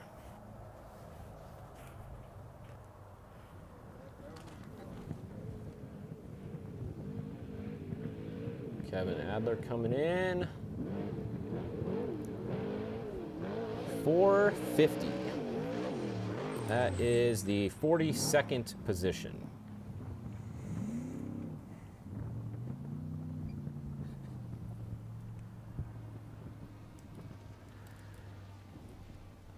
Could be worse. Could. Could. Good. Looked like the body was still on it. There's That's a been win. 46 qualifiers so far. That's all right. What happened to Travis Pecoy? For some reason, his time just went all the way to the bottom at a 5:20. Because he's at he's at a 4:20 is what he qualified at, which is 7th in class. So yeah, for some reason on the leaderboard, his thing went to the bottom, so a little technical bit of a glitch. difficulties, Technical glitch there. He was a 4:20, right? Yeah. Mhm. So it's for some reason he got a, unless he got a penalty of a minute that they added on to his time for something that I haven't heard about. So just remember, this is yeah. Maybe that could have They got cones happened. out there? I don't know. Yeah, Rock may have taken a cone out. You never know. That is. We'll see if we can get some clarification on that. If he got a penalty or if it's just a timing error.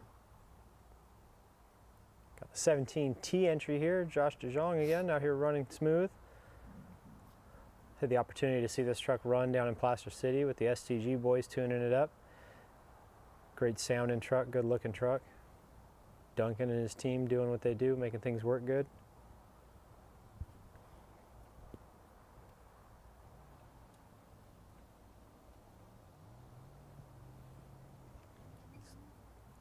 Good to see this truck back together. I know they took a nasty spill at Parker at the beginning of this year, I believe it was.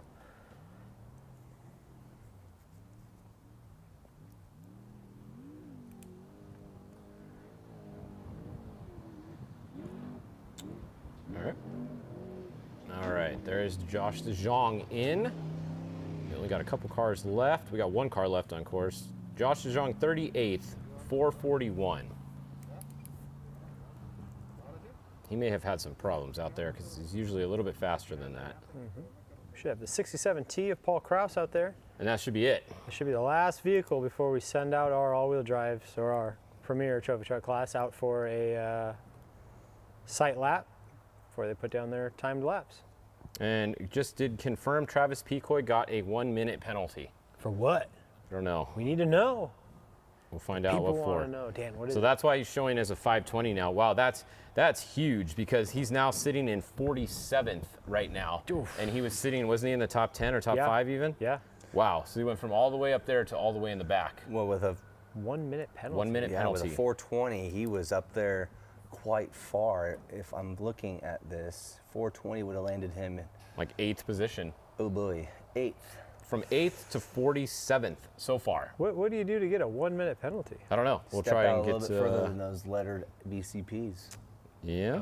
And those trackers are pretty dang good. So that you step out 1 foot, you go from 50 to 51 or whatever the variance is, you'll get dinged. We'll try and find out for you us and see what happened. tough break. Yep. Following along here, the 67T of Paul Krause, piloted by Keith Smith. I believe he maintains and preps that vehicle. It's cool to see him getting the opportunity to drive it.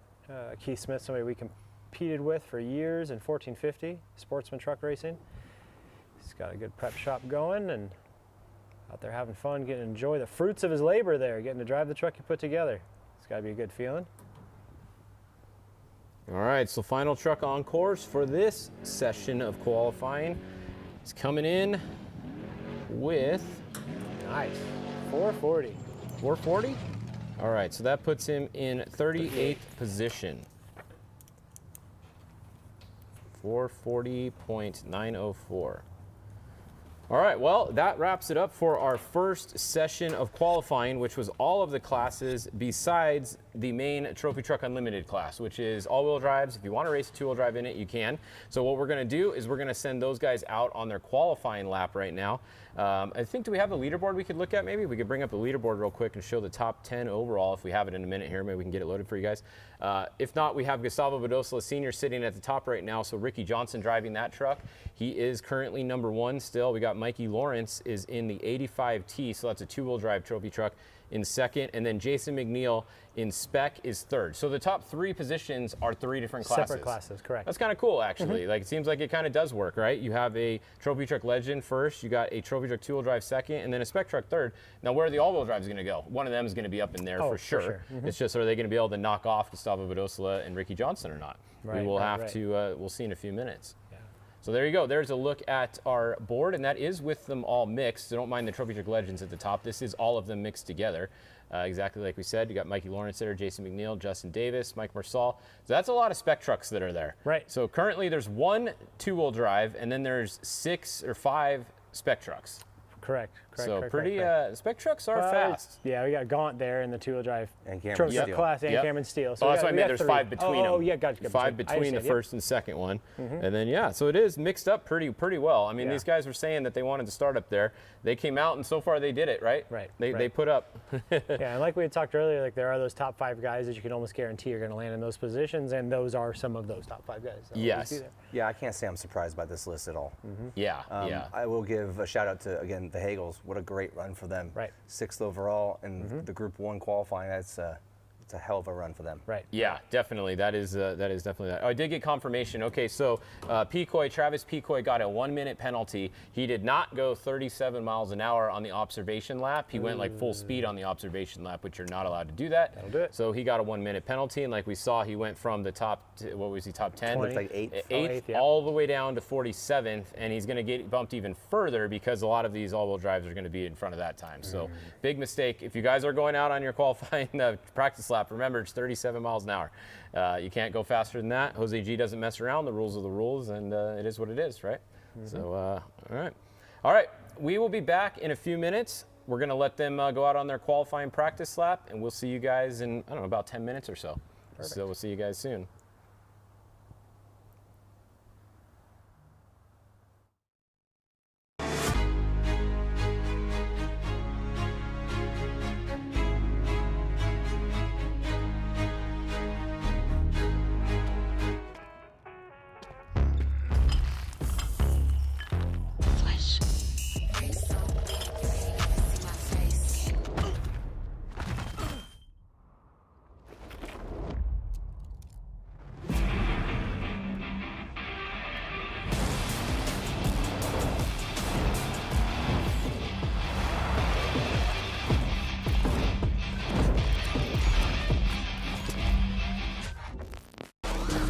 We're here in Patagonia, fly fishing, off-roading, making new friends, hanging out with old friends.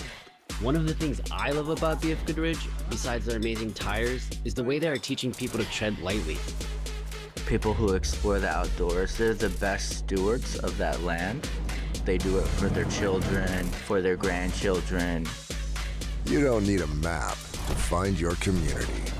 BF Goodrich, what are you building for?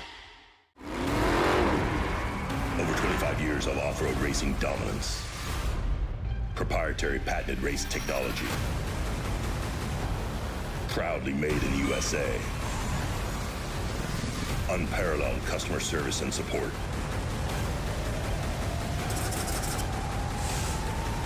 the choice of champions. King Shocks, the leader in off-road shock technology.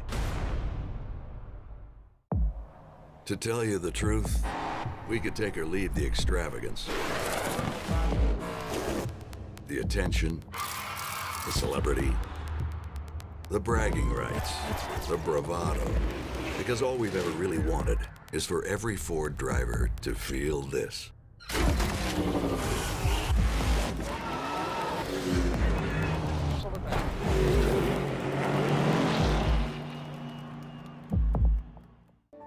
From an early age, we race. It's part of who we are. It's in our DNA. For some, the need to keep pushing fuels our lives. At VP Racing, we pour everything we have into creating the industry's best products. For those who put it all on the line, whether it's the track or the trail or wherever you race, they say you can't win them all, but you can sure as hell try. VP Racing, win every race. I've tested everything. But this was the sound. It changed direction like that. Speeds not of this earth. I don't know if he's sold best clearance on H2. But then again, I'd just drive the damn thing.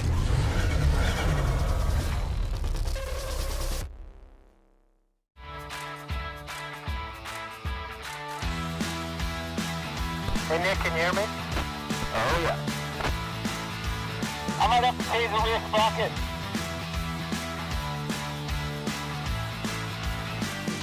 Wow, this is beautiful. It rides really good. Crossing the road now. Copy that.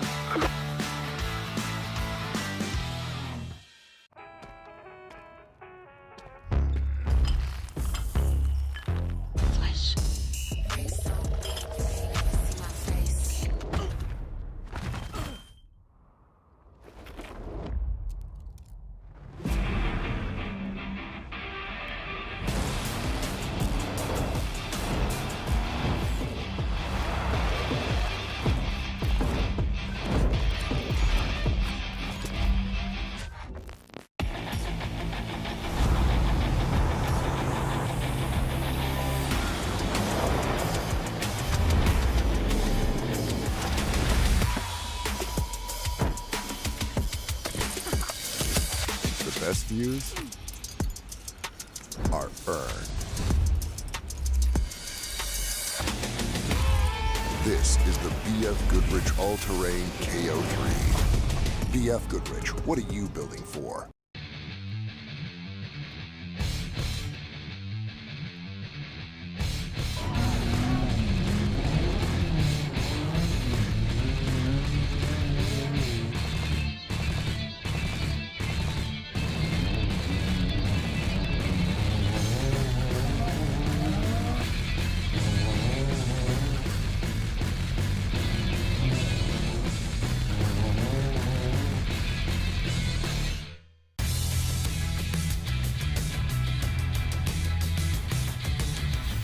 The finishing touches of any off-road vehicle are the things you add to make it your own.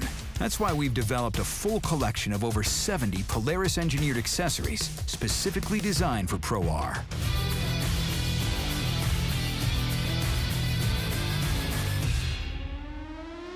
Polaris. Think outside.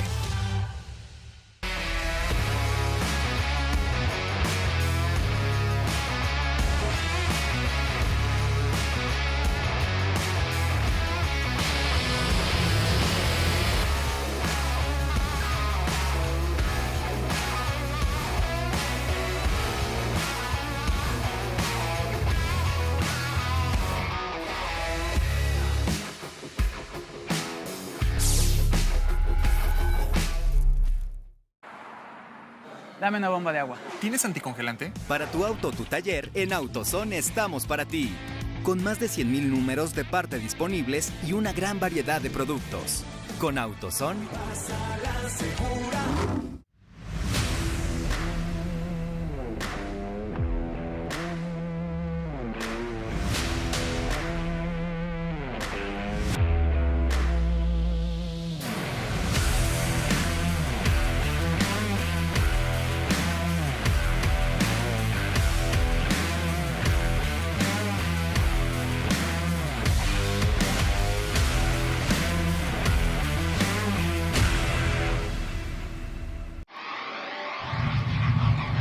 We've chased checkered flags through dust, rocks, mud, and worse.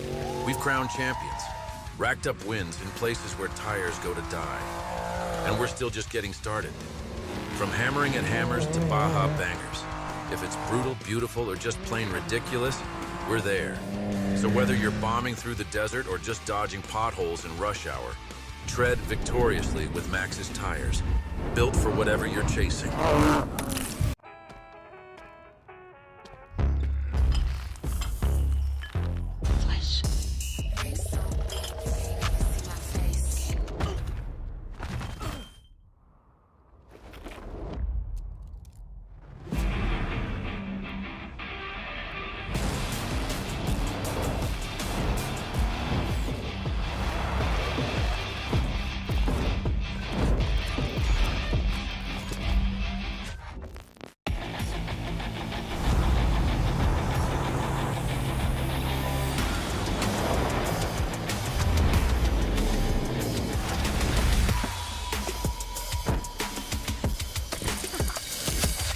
Best views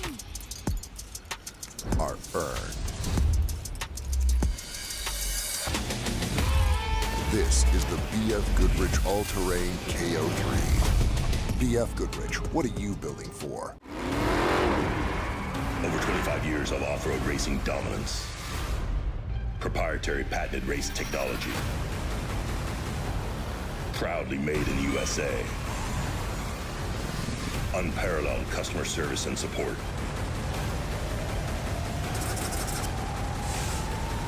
The choice of champions. King Shocks, the leader in off-road shock technology. To tell you the truth, we could take or leave the extravagance, the attention, the celebrity, the bragging rights, the bravado, because all we've ever really wanted is for every Ford driver to feel this.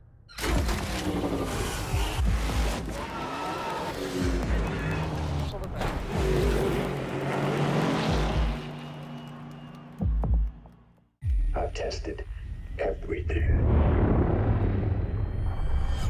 But this was the sound.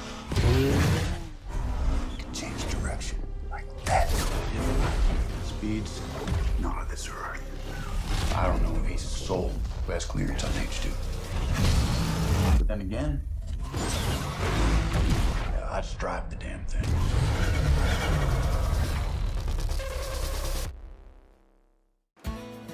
Entre viñedos, brisa marina y sabores que reconfortan, nace una forma distinta de disfrutar. Aquí, el Valle de Guadalupe te recibe con postales que se extienden hasta donde alcanza la vista.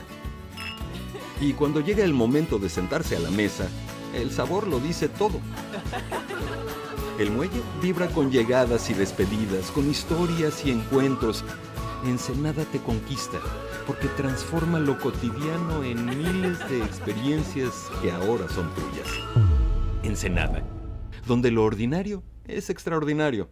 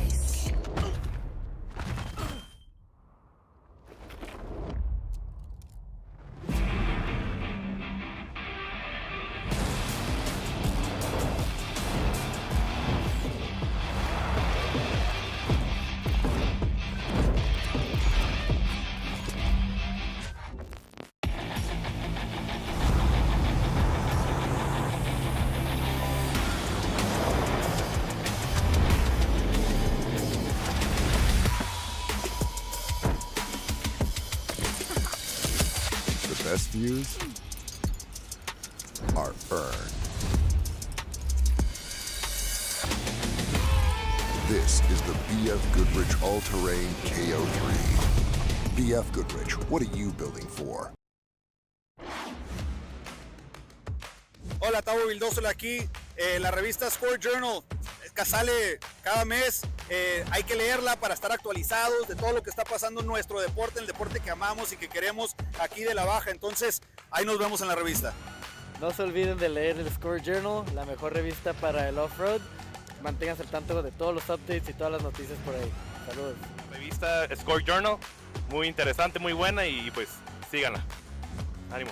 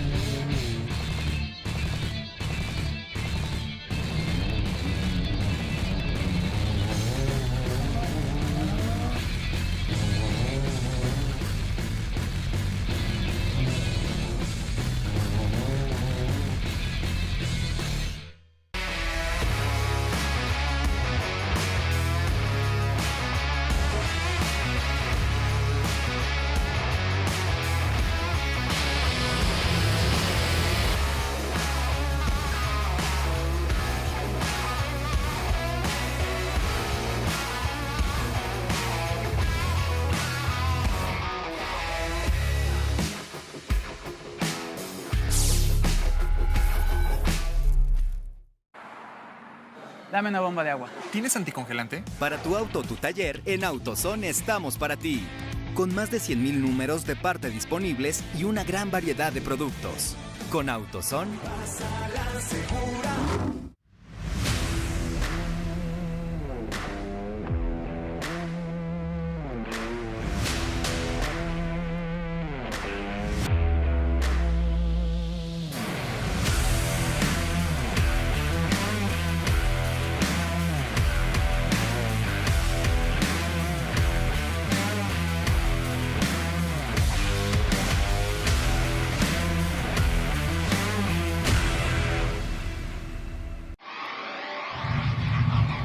We've chased checkered flags through dust, rocks, mud, and worse.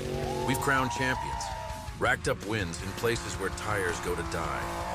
And we're still just getting started. From hammering at hammers to Baja bangers.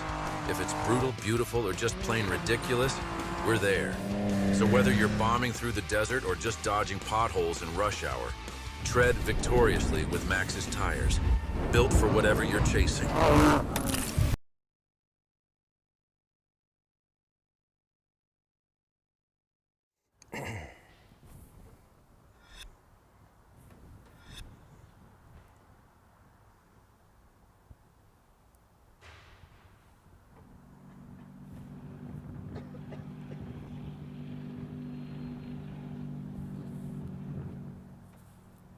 All right, welcome back, everybody. You are watching the Method Race Wheels score qualifying for the 6th Score Baja 400.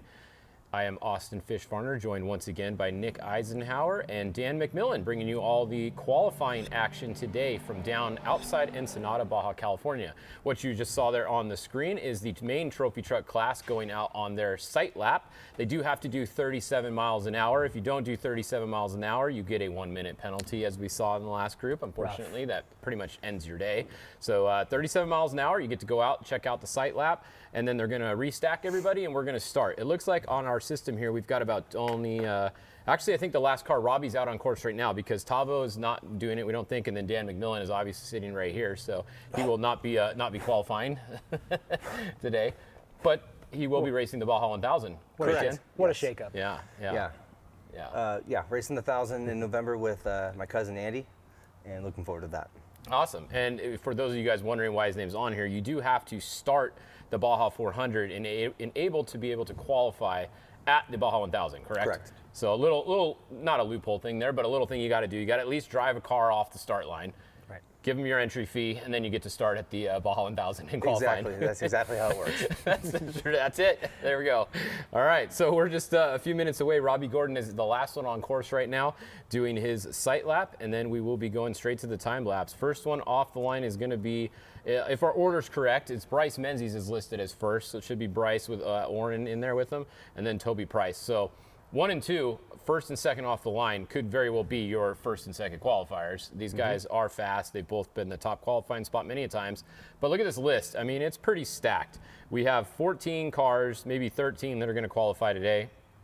No, there's no real slouches here. We got a lot of fast people. And I want to note something. In the 10th position, it has my father-in-law, John Goulart, qualifying the 23. And John, as much as you'd love to do that, you're not doing that. Are you sure, Dan? He's down there. I'm not there. I'm not boots on the ground. I don't know what's going on. Maybe they're throwing John out there to see what he's got. But no, John is going to ride with me Saturday, and take the start. He did that with me at the 250, and he had a great time. Okay. What do you think? Well, what if he goes out allegedly, there? I don't know what's going on. What if John goes out there and sets the #1 qualifier? Are you going to get kicked out of the race? It'd be John and Andy for the 1,000. Wow, we might have a big shakeup coming. You heard it here first on the live stream. This is going to be exciting. All right, come on, John. Come on, John. Yeah, let's see what we can do. All right, we're being told we're just a couple minutes away. The last car is on course. As soon as Robbie Gordon gets done with his sight lap, we will be clearing these times out, and we will be going live. So I don't know. What do you guys think? We got to pick some people here today. I know, Dan, you got to pick Luke, obviously, right? But besides Luke, let's hear a couple picks. Maybe you don't have to. I'm just thinking, we want to keep our family happy with each other. Well, I think Luke's a phenomenal driver. I think he's one of the best, if not the best, in the game right now. I don't think Luke's a top qualifier today. I think Luke loves to be in that 3 to 5 spot. Yep. I know that for a fact. So I think if he goes out there and lays a good time, he'll be in that spot. At the 500, he thought he ran a pretty comfortable lap and ended up being second. So he's faster than he thinks for sure at times. Right now, my money would be on probably Christopher Pavorti. Yep. Or Toby right here. Or Toby Price. Yeah, look at him, blistering pace at 27 miles an hour. Yeah. But Pavorti obviously laid a very fast lap at the 500 qualifying. Right. Unfortunately, didn't make it very far in the race, but he's obviously a very good candidate to win this qualifying. I'm going to throw Luke in 2 and 3, right there with Toby. And then 4th, I'm going to say Justin Lofton. And okay. Fifth, I'm going to say Rob McEachran. All right. Well, that's pretty hard to beat against or to go against you there. I don't know. That's a good pick. Well, and also, it's hard. Where do I stop here? That's what I'm saying. I just saw Alan's name, and I'm like, I forgot about Alan. Alan, sorry, I love you, buddy, but class champion. Gosh, Alan might be 3rd or 4th or 2nd. Right. I think there's a handful of guys. I think your top 6 is going to be that guy, that group. Wild card here, I say Kevin Thompson, Harley Lettner. They could also throw a very fast lap down. They've got the horsepower. They've got the right foot. So that's going to be a good team to watch there. And how can we count out Robbie Gordon? Right. Who we're looking at right there. Robbie Gordon driving that twin-engine Geyser trophy truck. And I just read, too, they updated both those engines, so they're 2 big motors now. Yeah, they have over I think it's 1,500 horsepower that they got crazy now. Like that. So Robbie and Max horsepower. had a great run at the 500, and I hope they do the same at the 400. And great to see a father-son duo racing together like them. And I know Max is going to be one to watch in the next 20 years, 30 years. Right. Yeah. Oh, yeah. Yeah, definitely. Absolutely. Yeah, Max has got to get behind the wheel of a trophy truck. Yeah, I know he's going to drive. I think he's going to drive the second half of this one. Like he did the last couple races. He's been driving that all year with Robbie. Right. So Robbie's going to qualify. We see Max is riding with him on our list here. So Robbie is starting the race. Whoever qualifies does have to start. And we'll see who qualifies fastest between Juan Pablo Vildoso and John Goulart, my father. Yes. That's going to be the race to watch there. Yeah, that will definitely be a battle. Both in Mason all-wheel drive trucks, very similar trucks, so very level playing field there between the two of them. We'll keep an eye on that. Mark McMillan texted me, we're listening to you, and yes, we brought the truck down for John. No. Oh, wow. See, wow. Good luck, Dan John. just got kicked out of his own truck on air, live. I love it. Wow. All right. Well, it's always something. You never know what's going to happen in desert racing. And there's a look at Justin Lofton. He's checking out the course on his GPS, making sure he's got everything marked correctly. Yeah. And he'll be getting back out on course soon. Justin, a very, very good driver. Very fast. Very, very, very fast. Very fast. Yeah. He could be a sleeper here, too. He could get that top spot. Definitely, definitely. I think Bryce Menzies just started, too. Let's see. There it is. All right, first car on the course. I did see our timer start going. So Bryce Menzies out there with Orrin Anderson, co-driving with him out on course. This is going to be a fast time. We missed Bryce at the Baja 500. Good to see him back out here, and glad he's back in Baja doing some racing.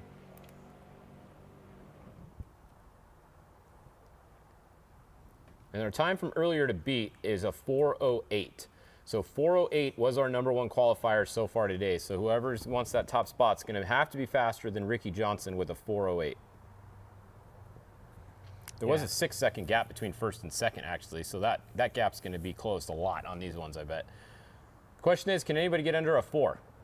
I think it's going to be kind of tough, especially with the way the course has been changing, and we've kind of seen those times slow down a little bit. Yep. I think it's going to be tough. I'm not saying it's completely out of the question. We've definitely had shakeups in the past. You and I have told everybody here there's absolutely no way somebody's going to go that fast, and we've looked like total idiots. But yeah, I mean, I think we're going to get real close to that 4, but I think it's going to be tough to make up 8 seconds. But hey, I've definitely been wrong. I've been wrong more than I've been right, I'll tell you what. But it always seems when we watch qualifying, we guess times and we're completely off. Way I mean, there's a off. shot that Bryce or Pavordi or Luke or Allen or with 350, all the other knows, 20 guys that could win, that Yeah. could do this thing, they could be 350. They could be 352. Right. I mean, you just never know. We'll find out as soon as Bryce goes right here. Like, if it looks like he has a fun run or a clean run, we'll know right away if anyone's going to get down there or Yeah, not. certainly Bryce is a good indication of where the rest of the pack will go. Yeah.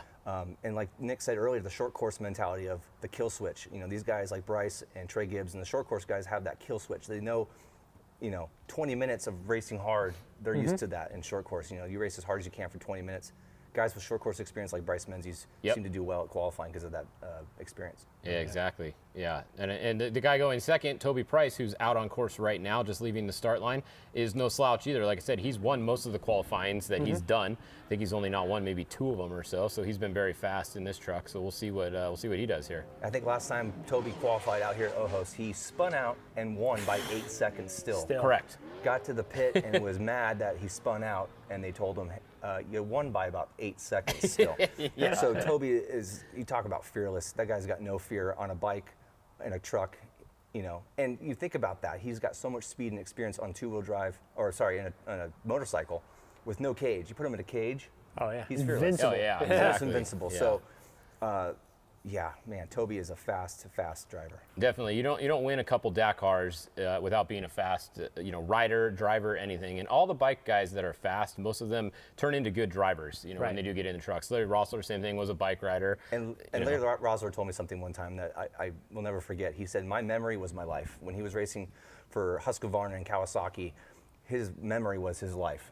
So he had to memorize those race courses so well to not die. Yeah. And now you put him in a truck with a GPS and a navigator, those guys are very, very fast. Yeah, we're looking at Toby Price right there. That is Toby Price and Brent Bauman in there with him, longtime co-driver in different vehicles, a lot of TrophyTruck experience. Yeah, Brent's been around a long time, a lot of years with concrete, and then switched over to the Paul Wheel Toby Price team and won the 500 last year. So great navigator, puts the work in pre-running. Yeah, definitely. Toby looking really good. Just carrying that speed well, comes in that ditch.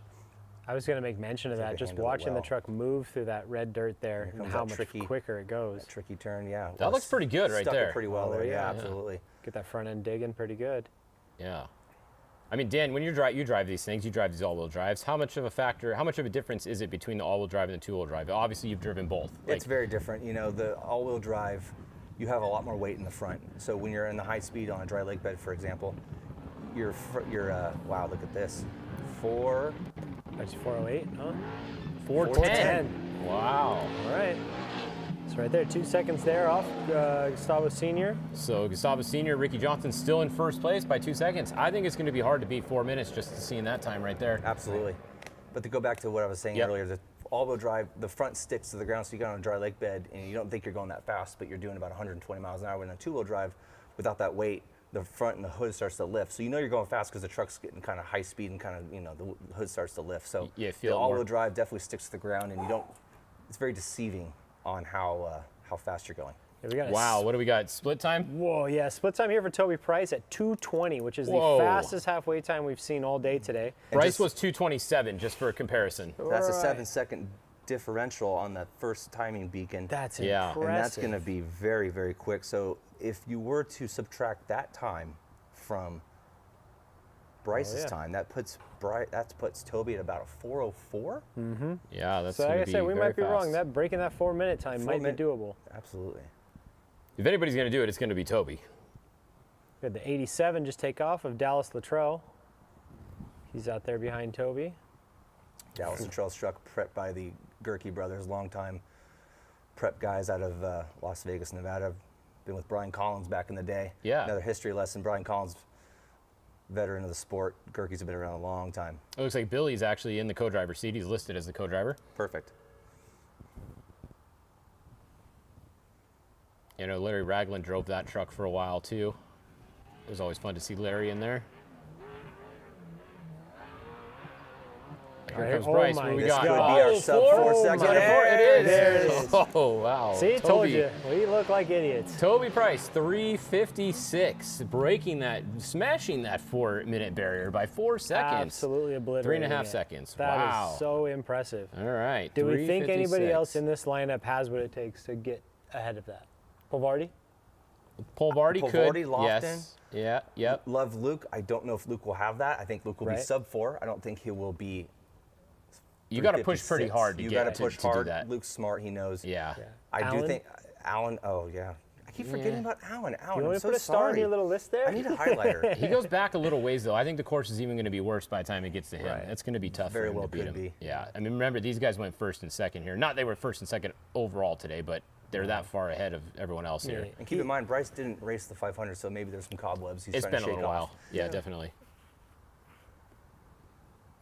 The 87 here. Also, Rob McCachran is now out on course. So Rob Mack on course in the Jimco all-wheel drive fastball vehicle.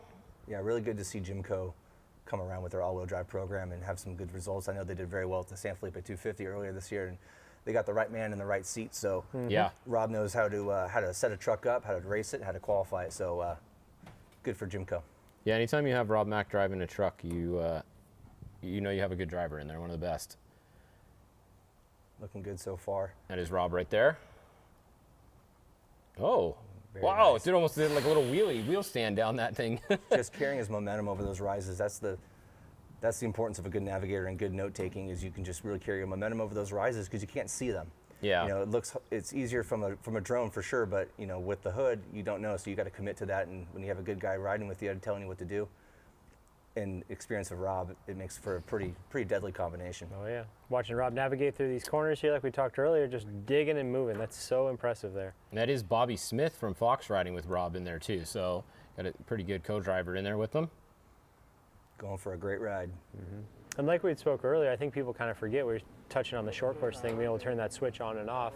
Yeah, I think Rob McCachran's got hundreds of short course wins. I mean, I think that's where where he cut a lot of his teeth, was doing all the short course stuff, Mickey Thompson, all that. And so he's another one of those guys that can, when they say go, it's 110%. And he has seat time in pretty much any vehicle you can name. All right, Dallas Luttrell should be coming in any second across the finish. He was at 245 at the halfway point. Got a halfway. He's going to settle with a 436, 437. There you go, 437.214 for Dallas Luttrell. Got a halfway time for Rob with a 229. That's going to 229 puts him third fastest in the all-wheel drive category. Dallas will be about 34th or so. And a reminder, Toby was 220. And what did you just say Rob was? 229? 229 for Rob. Wow. Yeah. Menzies 227 and Toby Price at 220. So unbelievable start for Toby Price. Yeah, I understand. Blistering pace there. Here's Justin Lofton, another very fast qualifier usually. See what he can do today. Oh. There you go. Yeah. Yeah, that's that section we were seeing from the drone earlier. Just all those little rises, you just can't see what's on the other edge. So right here, you just carry your momentum and then on the gas you go. That's the one that we saw Rob from the outside do the little wheelie stand down. This is a fun little jump. Kind of checks up a little bit of a kicker here. Yep. Sets him up nice for the turn. Come in here, set up wide. Set it wide here and then cuts early. We got Jason Dudley riding with Justin Lofton today. Big ditch here. See how he navigates his ass here. And here's that turn that everyone's had trouble with earlier in the Spec trucks. Yeah, a little ditch there and goes through it pretty well. Yeah, it's crazy when you have the front end digging and pulling you around that corner, how much better they can make that corner. You can navigate it much more tighter of a radius there.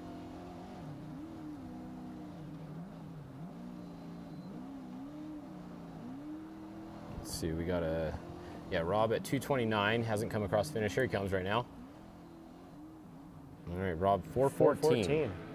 Whoa, and he wiped out the whole tree there. Oh, I missed it. I looked down to write the time. Who did, Rob? Rob smoked that entire, that was a big tree. If we can get a replay of that, that'd be worth going back and rewatching.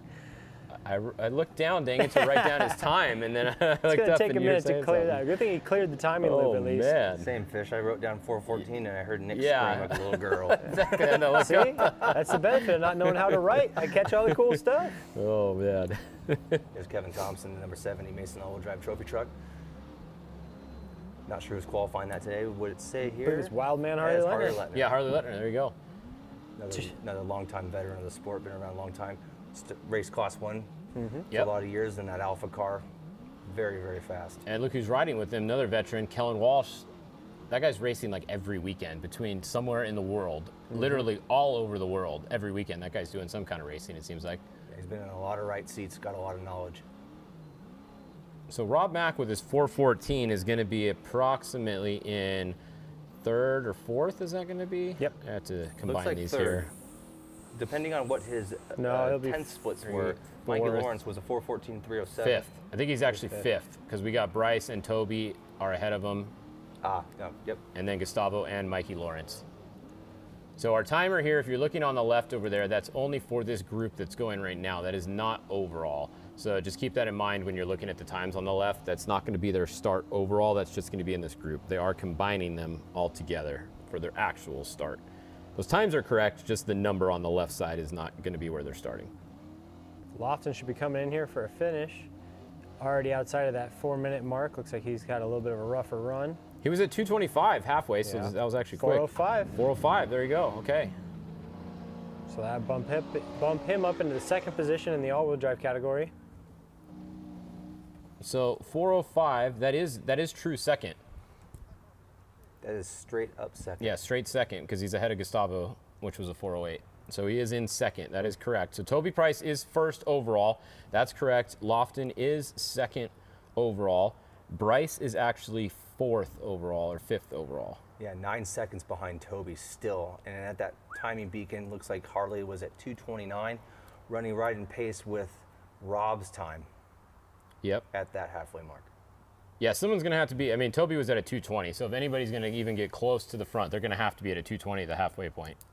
And maybe there's some strategy with Toby pushing hard in qualifying because he knows that the results are mixed. He knows that if these guys don't push hard, they're tangled up with some specs, some two-wheel drive classes. So he's like, let me push hard here and set the pace early. Well, just speaking of that, how about these guys that haven't gone yet, like Luke, Christopher, Alan? They're watching this right now. Their crew's watching this. You think this changes their strategy at all, seeing how everybody's going right now and how hard they're going to push? Well, absolutely. I think they saw the times earlier from, Jason McNeil, Justin Davis, and Justin Grabowski in the Marsal truck. I think they see those times and they know they can't slouch around. They got to get in front of those guys because you can qualify fast, but can they race that fast? True. Yeah, you don't want to be stuck behind some spec trucks that you're faster than during the race because you didn't get ahead of them in qualifying. Absolutely. Yeah, just a Lettner here with a couple creative lines around some trees we saw earlier. Still within the VCPs, we're assuming. Let's see, he's at a 229. Yeah, we said that already, right? 229 halfway. Should be all right, coming Luke is out on course, and Christopher Polvardi are both out on course right now. So we got a couple really fast guys out on course as Lettner's coming into the finish here. 411. 411. Good run there for Harley. 675.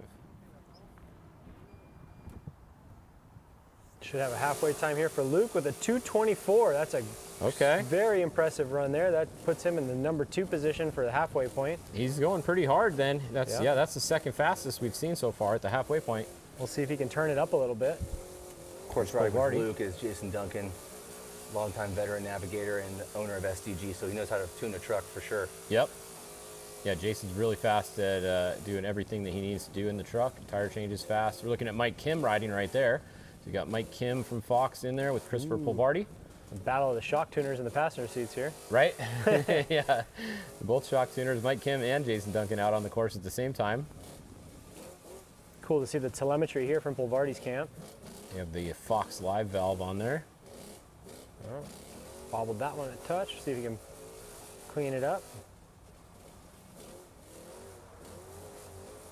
Interesting to see what Christopher's time is. Luke was 2:24 halfway. Let's see if Christopher's going to be on pace with that or where he is. Luke should be coming in. We're about 30 more seconds, and we hopefully see Luke coming across that line.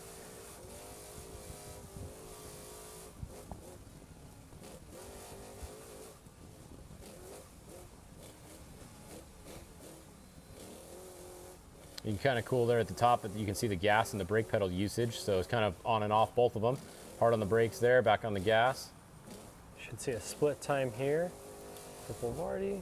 And Luke should be to the finish pretty soon. Next 10 seconds if he's going to do something good. There he is. Oh boy. Oh, it's going to be Let's go, close. Luke. Oh, 4:04. Wow. Nice, Luke. Second place. That's the second. Is that true second? Yep. It is true second. True second place. Attaboy, Luke. Good run, Luke. We'll see if we get a split time here for It's a fantastic run. Polvardi's split time should be coming up soon. He's at 2:22, 2:23. 4:04.220 for Luke McMillan, second overall. We got a split time for Christopher at 2:26, which will put him right there in the number 4 spot. Where's he at? 2:26? Yep. All right, Luke was a 2:24 at halfway, so he's 2 seconds off of Luke, but he's 6 seconds off of Toby Price. Right. That 356 from Toby is just stunning. However, you know, Polvardi had a little bit of a rough time last time he was out there. I wonder if he's driving a little bit slower today, just remembering what happened to him at the start of the last race. Maybe a little shaky from that still, maybe, I don't know. Or maybe he just doesn't care. Yeah. That's an interesting spot for the Starlink Mini to be mounted in the back there too. I haven't seen anybody mounted there before. Do you see that between the two tires? Mm-hmm.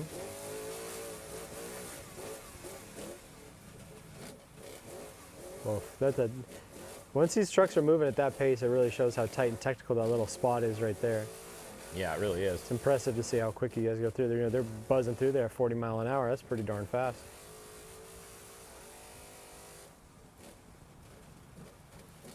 The acceleration is what's most impressive. You watch the speedometer there, it goes from 35 to 60. Yeah, out of the corner. Inside. And here's 27. Jordan Brenthal. Mm-hmm.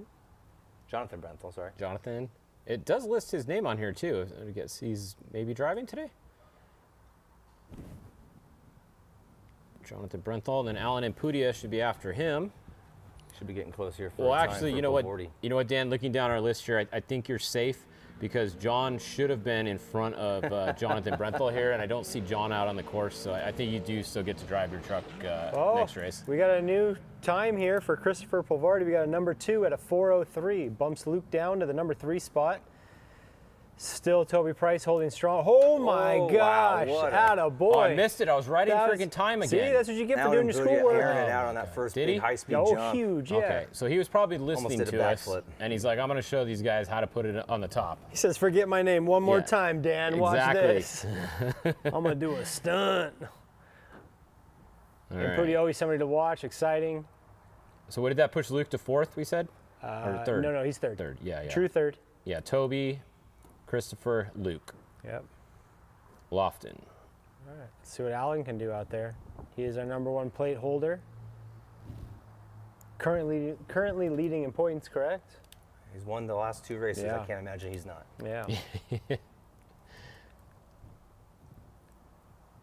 We got longtime co-driver Kyle Kraft in there with him. Oh yeah, look at that thing boogie. Kyle has a mustache to kind of rival you guys too. You know, I kind of. You might get the boot fish.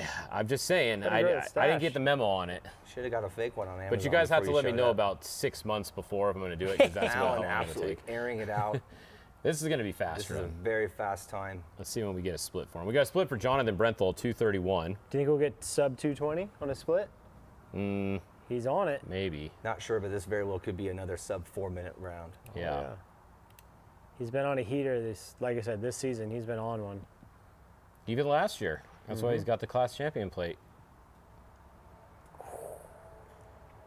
Yeah, he's moving pretty good here. He's right there. Right at 2 minutes here. We'll get you a split time. Yeah, literally any second should be coming in, about 10 seconds or so.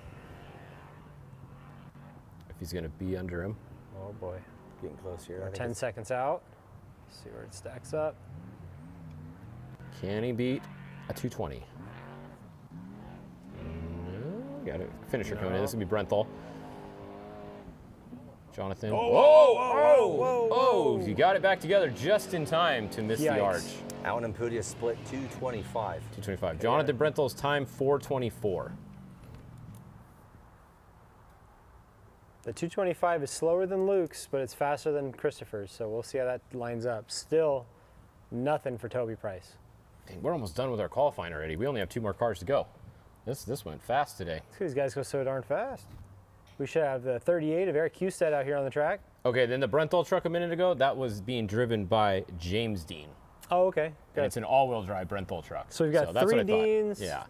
So Jonathan Brenthal was James Dean that was driving it. Got it. There's Deans, there's Grabowskis, there's McNeils.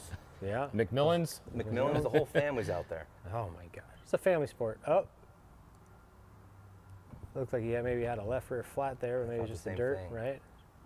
Definitely looks weird, doesn't it? In that left rear. Yeah, he may have a left rear flat. That's the last Yeah, I think there's a left got rear it, flat right? because it slammed pretty good. Yeah, absolutely.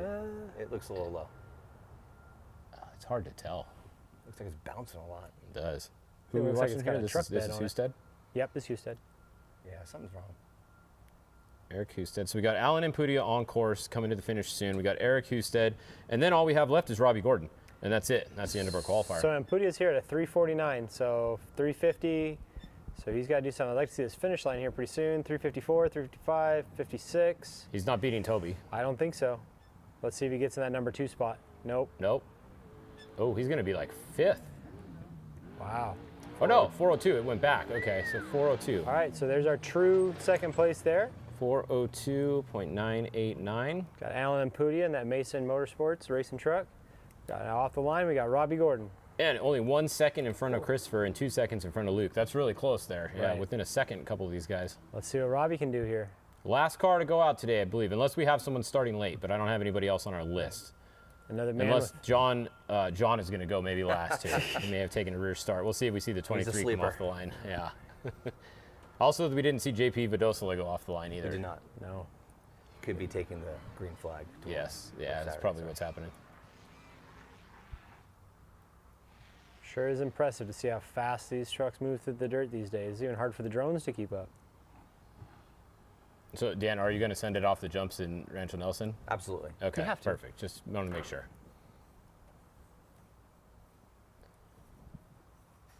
All right, so we're waiting on Eric Husted. Halfway was 232, and then we're just waiting on Robbie Gordon, and that's it. Have you gotten any texts? Where's Robbie Gordon? Of course. Yeah. Where is Robbie Gordon?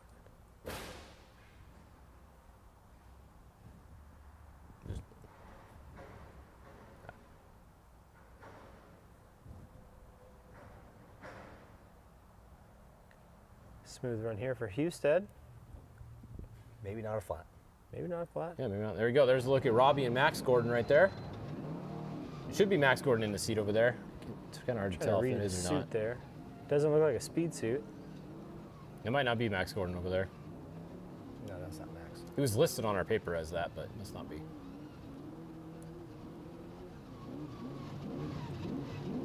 You got 2 dashes. You got 2 of everything. 2 engines, 2 transmissions, 2 gearboxes.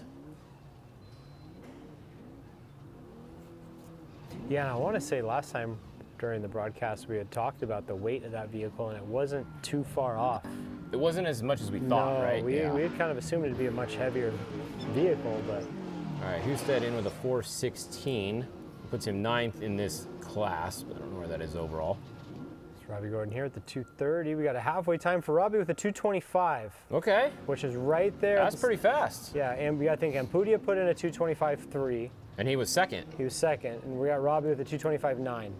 Yeah, So- we had Luke was a 224, and then Christopher was a 226. So yeah, he's going to be a top 5 run going so far. Yeah, as long as he keeps the wheels under him, we'll be all right. A man who's got more time than any behind the steering wheel of vehicles, whether they're on the road, off the road.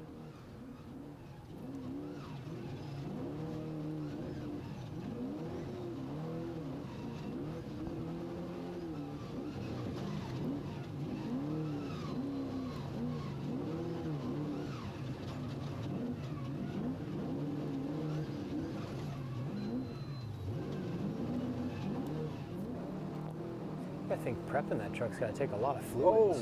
Oh. All right, Like that's going to bobble a little bit of time, there. yeah. We watched That's Lentner gonna do. That's gonna. Yeah, we watched Lentner do the same thing pretty early there. Yeah. Get his bearings, get back on the road, regroup. Yeah, this is going to be our final qualifier today. So after this one, our qualifying will take we'll be all done. He's going to really have to turn it up a little bit here in this last little section if he's going to want to be in that number 2 spot. He's getting close, coming into that king timing loop. Got to thank Optima for all this live timing. This is great. Gives us the ability to track what's going on. Looks like we're just right there outside. Like to talk maybe a top 5. Here we go. Where is he? Oh, 408. So that puts him right there on par with the Vildoso Senior, the 1L. He beat Ricky by 0.2 of a second. Right. 408.011 versus Ricky's 408.329. Yeah. 0.3 of a second. So that does put the majority of the all-wheel drive trophy truck class ahead of everybody else. Yeah, I mean, looking at the list I have over here, we have Toby Price first. This is overall now. So we have Toby Price first, Alan Impudia second, Christopher Polvardi third, Luke McMillan fourth, Justin Lofton fifth, Robbie Gordon sixth, Gustavo Vidosola Sr., Ricky Johnson seventh, Bryce Menzies eighth, Kevin Thompson ninth, and then the first two-wheel drive is Mikey Lawrence in 10th. So 10th position is the first two-wheel drive. And then we have the first spec is going to be Jason McNeil, is going to be 13th overall. Wow. So there you go. That's something Jason McNeil has never started 13th overall in a race in a spec truck, right? So this race, he gets to start 13th overall. Yeah. We got Justin Davis right behind him in 14th overall. And then Mike Mersal right behind him 15th, Ben Hagel 16th, Jordan Dean 17th. So we got all those stacked up now in the top 20 overall with spec trucks. Now, so it'd be interesting to see what happens. How do you think that's going to play out on race day if you really like, because we do every now and then see a couple of those spec trucks creep their way up, but you gotta think they battled their way through all the two-wheel drive trucks, all the one cars. Now they're going to get that clean air, and you know, like you're saying, like the couple of these top guys, the McNeils, the Davises, the Marsals, the Hagels, these guys can potentially run at a quicker pace, and now they don't have a roadblock in front of them. They're going to essentially have clean air except for their own class vehicles. It might be pretty impressive. McNeil finished third overall, I believe, at the 500 2-3 years ago. I think he did, yeah. So, yeah, exactly. It's going to be a good race. I don't see too many people that are going to hold up anybody in that first group either. Like, it should be actually a really good race. Yeah, here's the rest of the schedule right there. We have the Moto and Quad ceremonial start. This is on race day. We'll start at 4:15. The four-wheel ceremony start is at 9 a.m. Estimated finish is 12:30 for the motos, and then estimated four-wheel finish is 6:30. That's on Saturday. Tomorrow we do have contingency though, so that will be live tomorrow. You guys can tune in for that. So look inside Robbie Gordon's car. It looks like they're checking their times over there. The co-driver looking at their times there. But yeah, I don't know. Did you guys have fun? I thought that was pretty good. Great day of qualifying. No accidents. That's always a good thing to see. Yep. Everyone's going to start on Saturday in one piece, it looks like. So great day. Yeah, no, a great day overall. It was fun having you guys here. It's good for the live timing. Thanks, Optima, for that. Thanks to the Racer Network. We are now on Racer Network. This was broadcast on there today. The race is going to be broadcast on there on Saturday. So if you guys aren't able to tune in on YouTube, you can go over to Racer Network on your DirecTV or Mav TV or whatever, any of those. Right. And then that's it. So we will be back tomorrow with Contingency. Thanks again for joining us, guys. Thanks for having absolutely. us. Thanks, all right. Fish. We'll see you guys.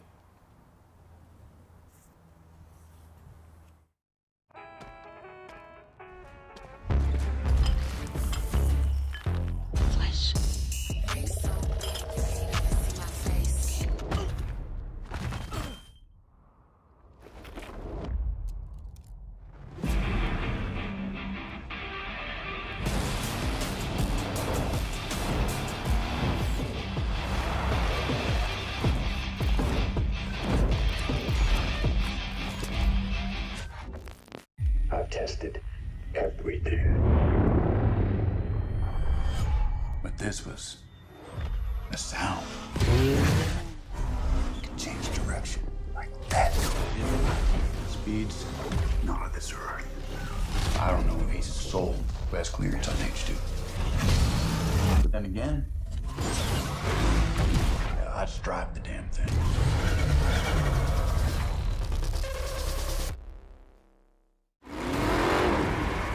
Over 25 years racing dominance. Proprietary patented race technology. Proudly made in the USA. Unparalleled customer service and support.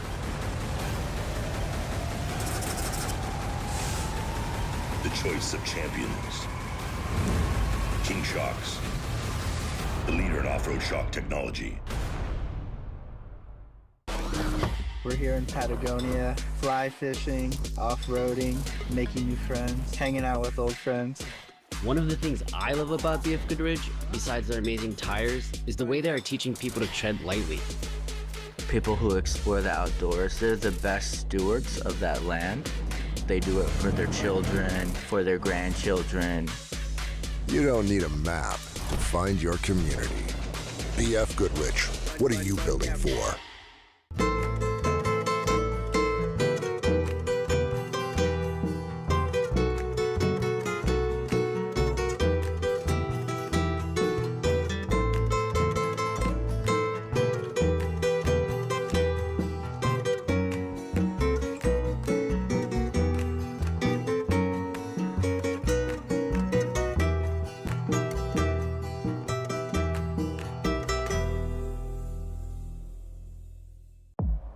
To tell you the truth, we could take or leave the extravagance, the attention, the celebrity, the bragging rights, the bravado, because all we've ever really wanted is for every Ford driver to feel this.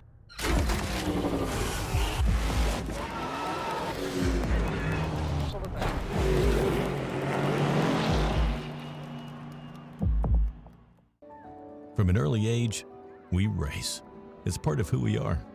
It's in our DNA. For some, the need to keep pushing fuels our lives. At VP Racing, we pour everything we have into creating the industry's best products for those who put it all on the line. Whether it's the track or the trail or wherever you race, they say you can't win them all, but you can sure as hell try. VP Racing, win every race.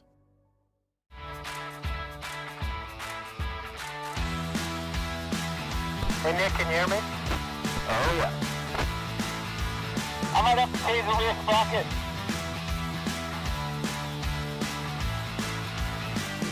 Wow, this is beautiful.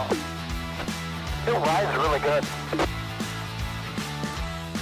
Crossing the road now. Copy that.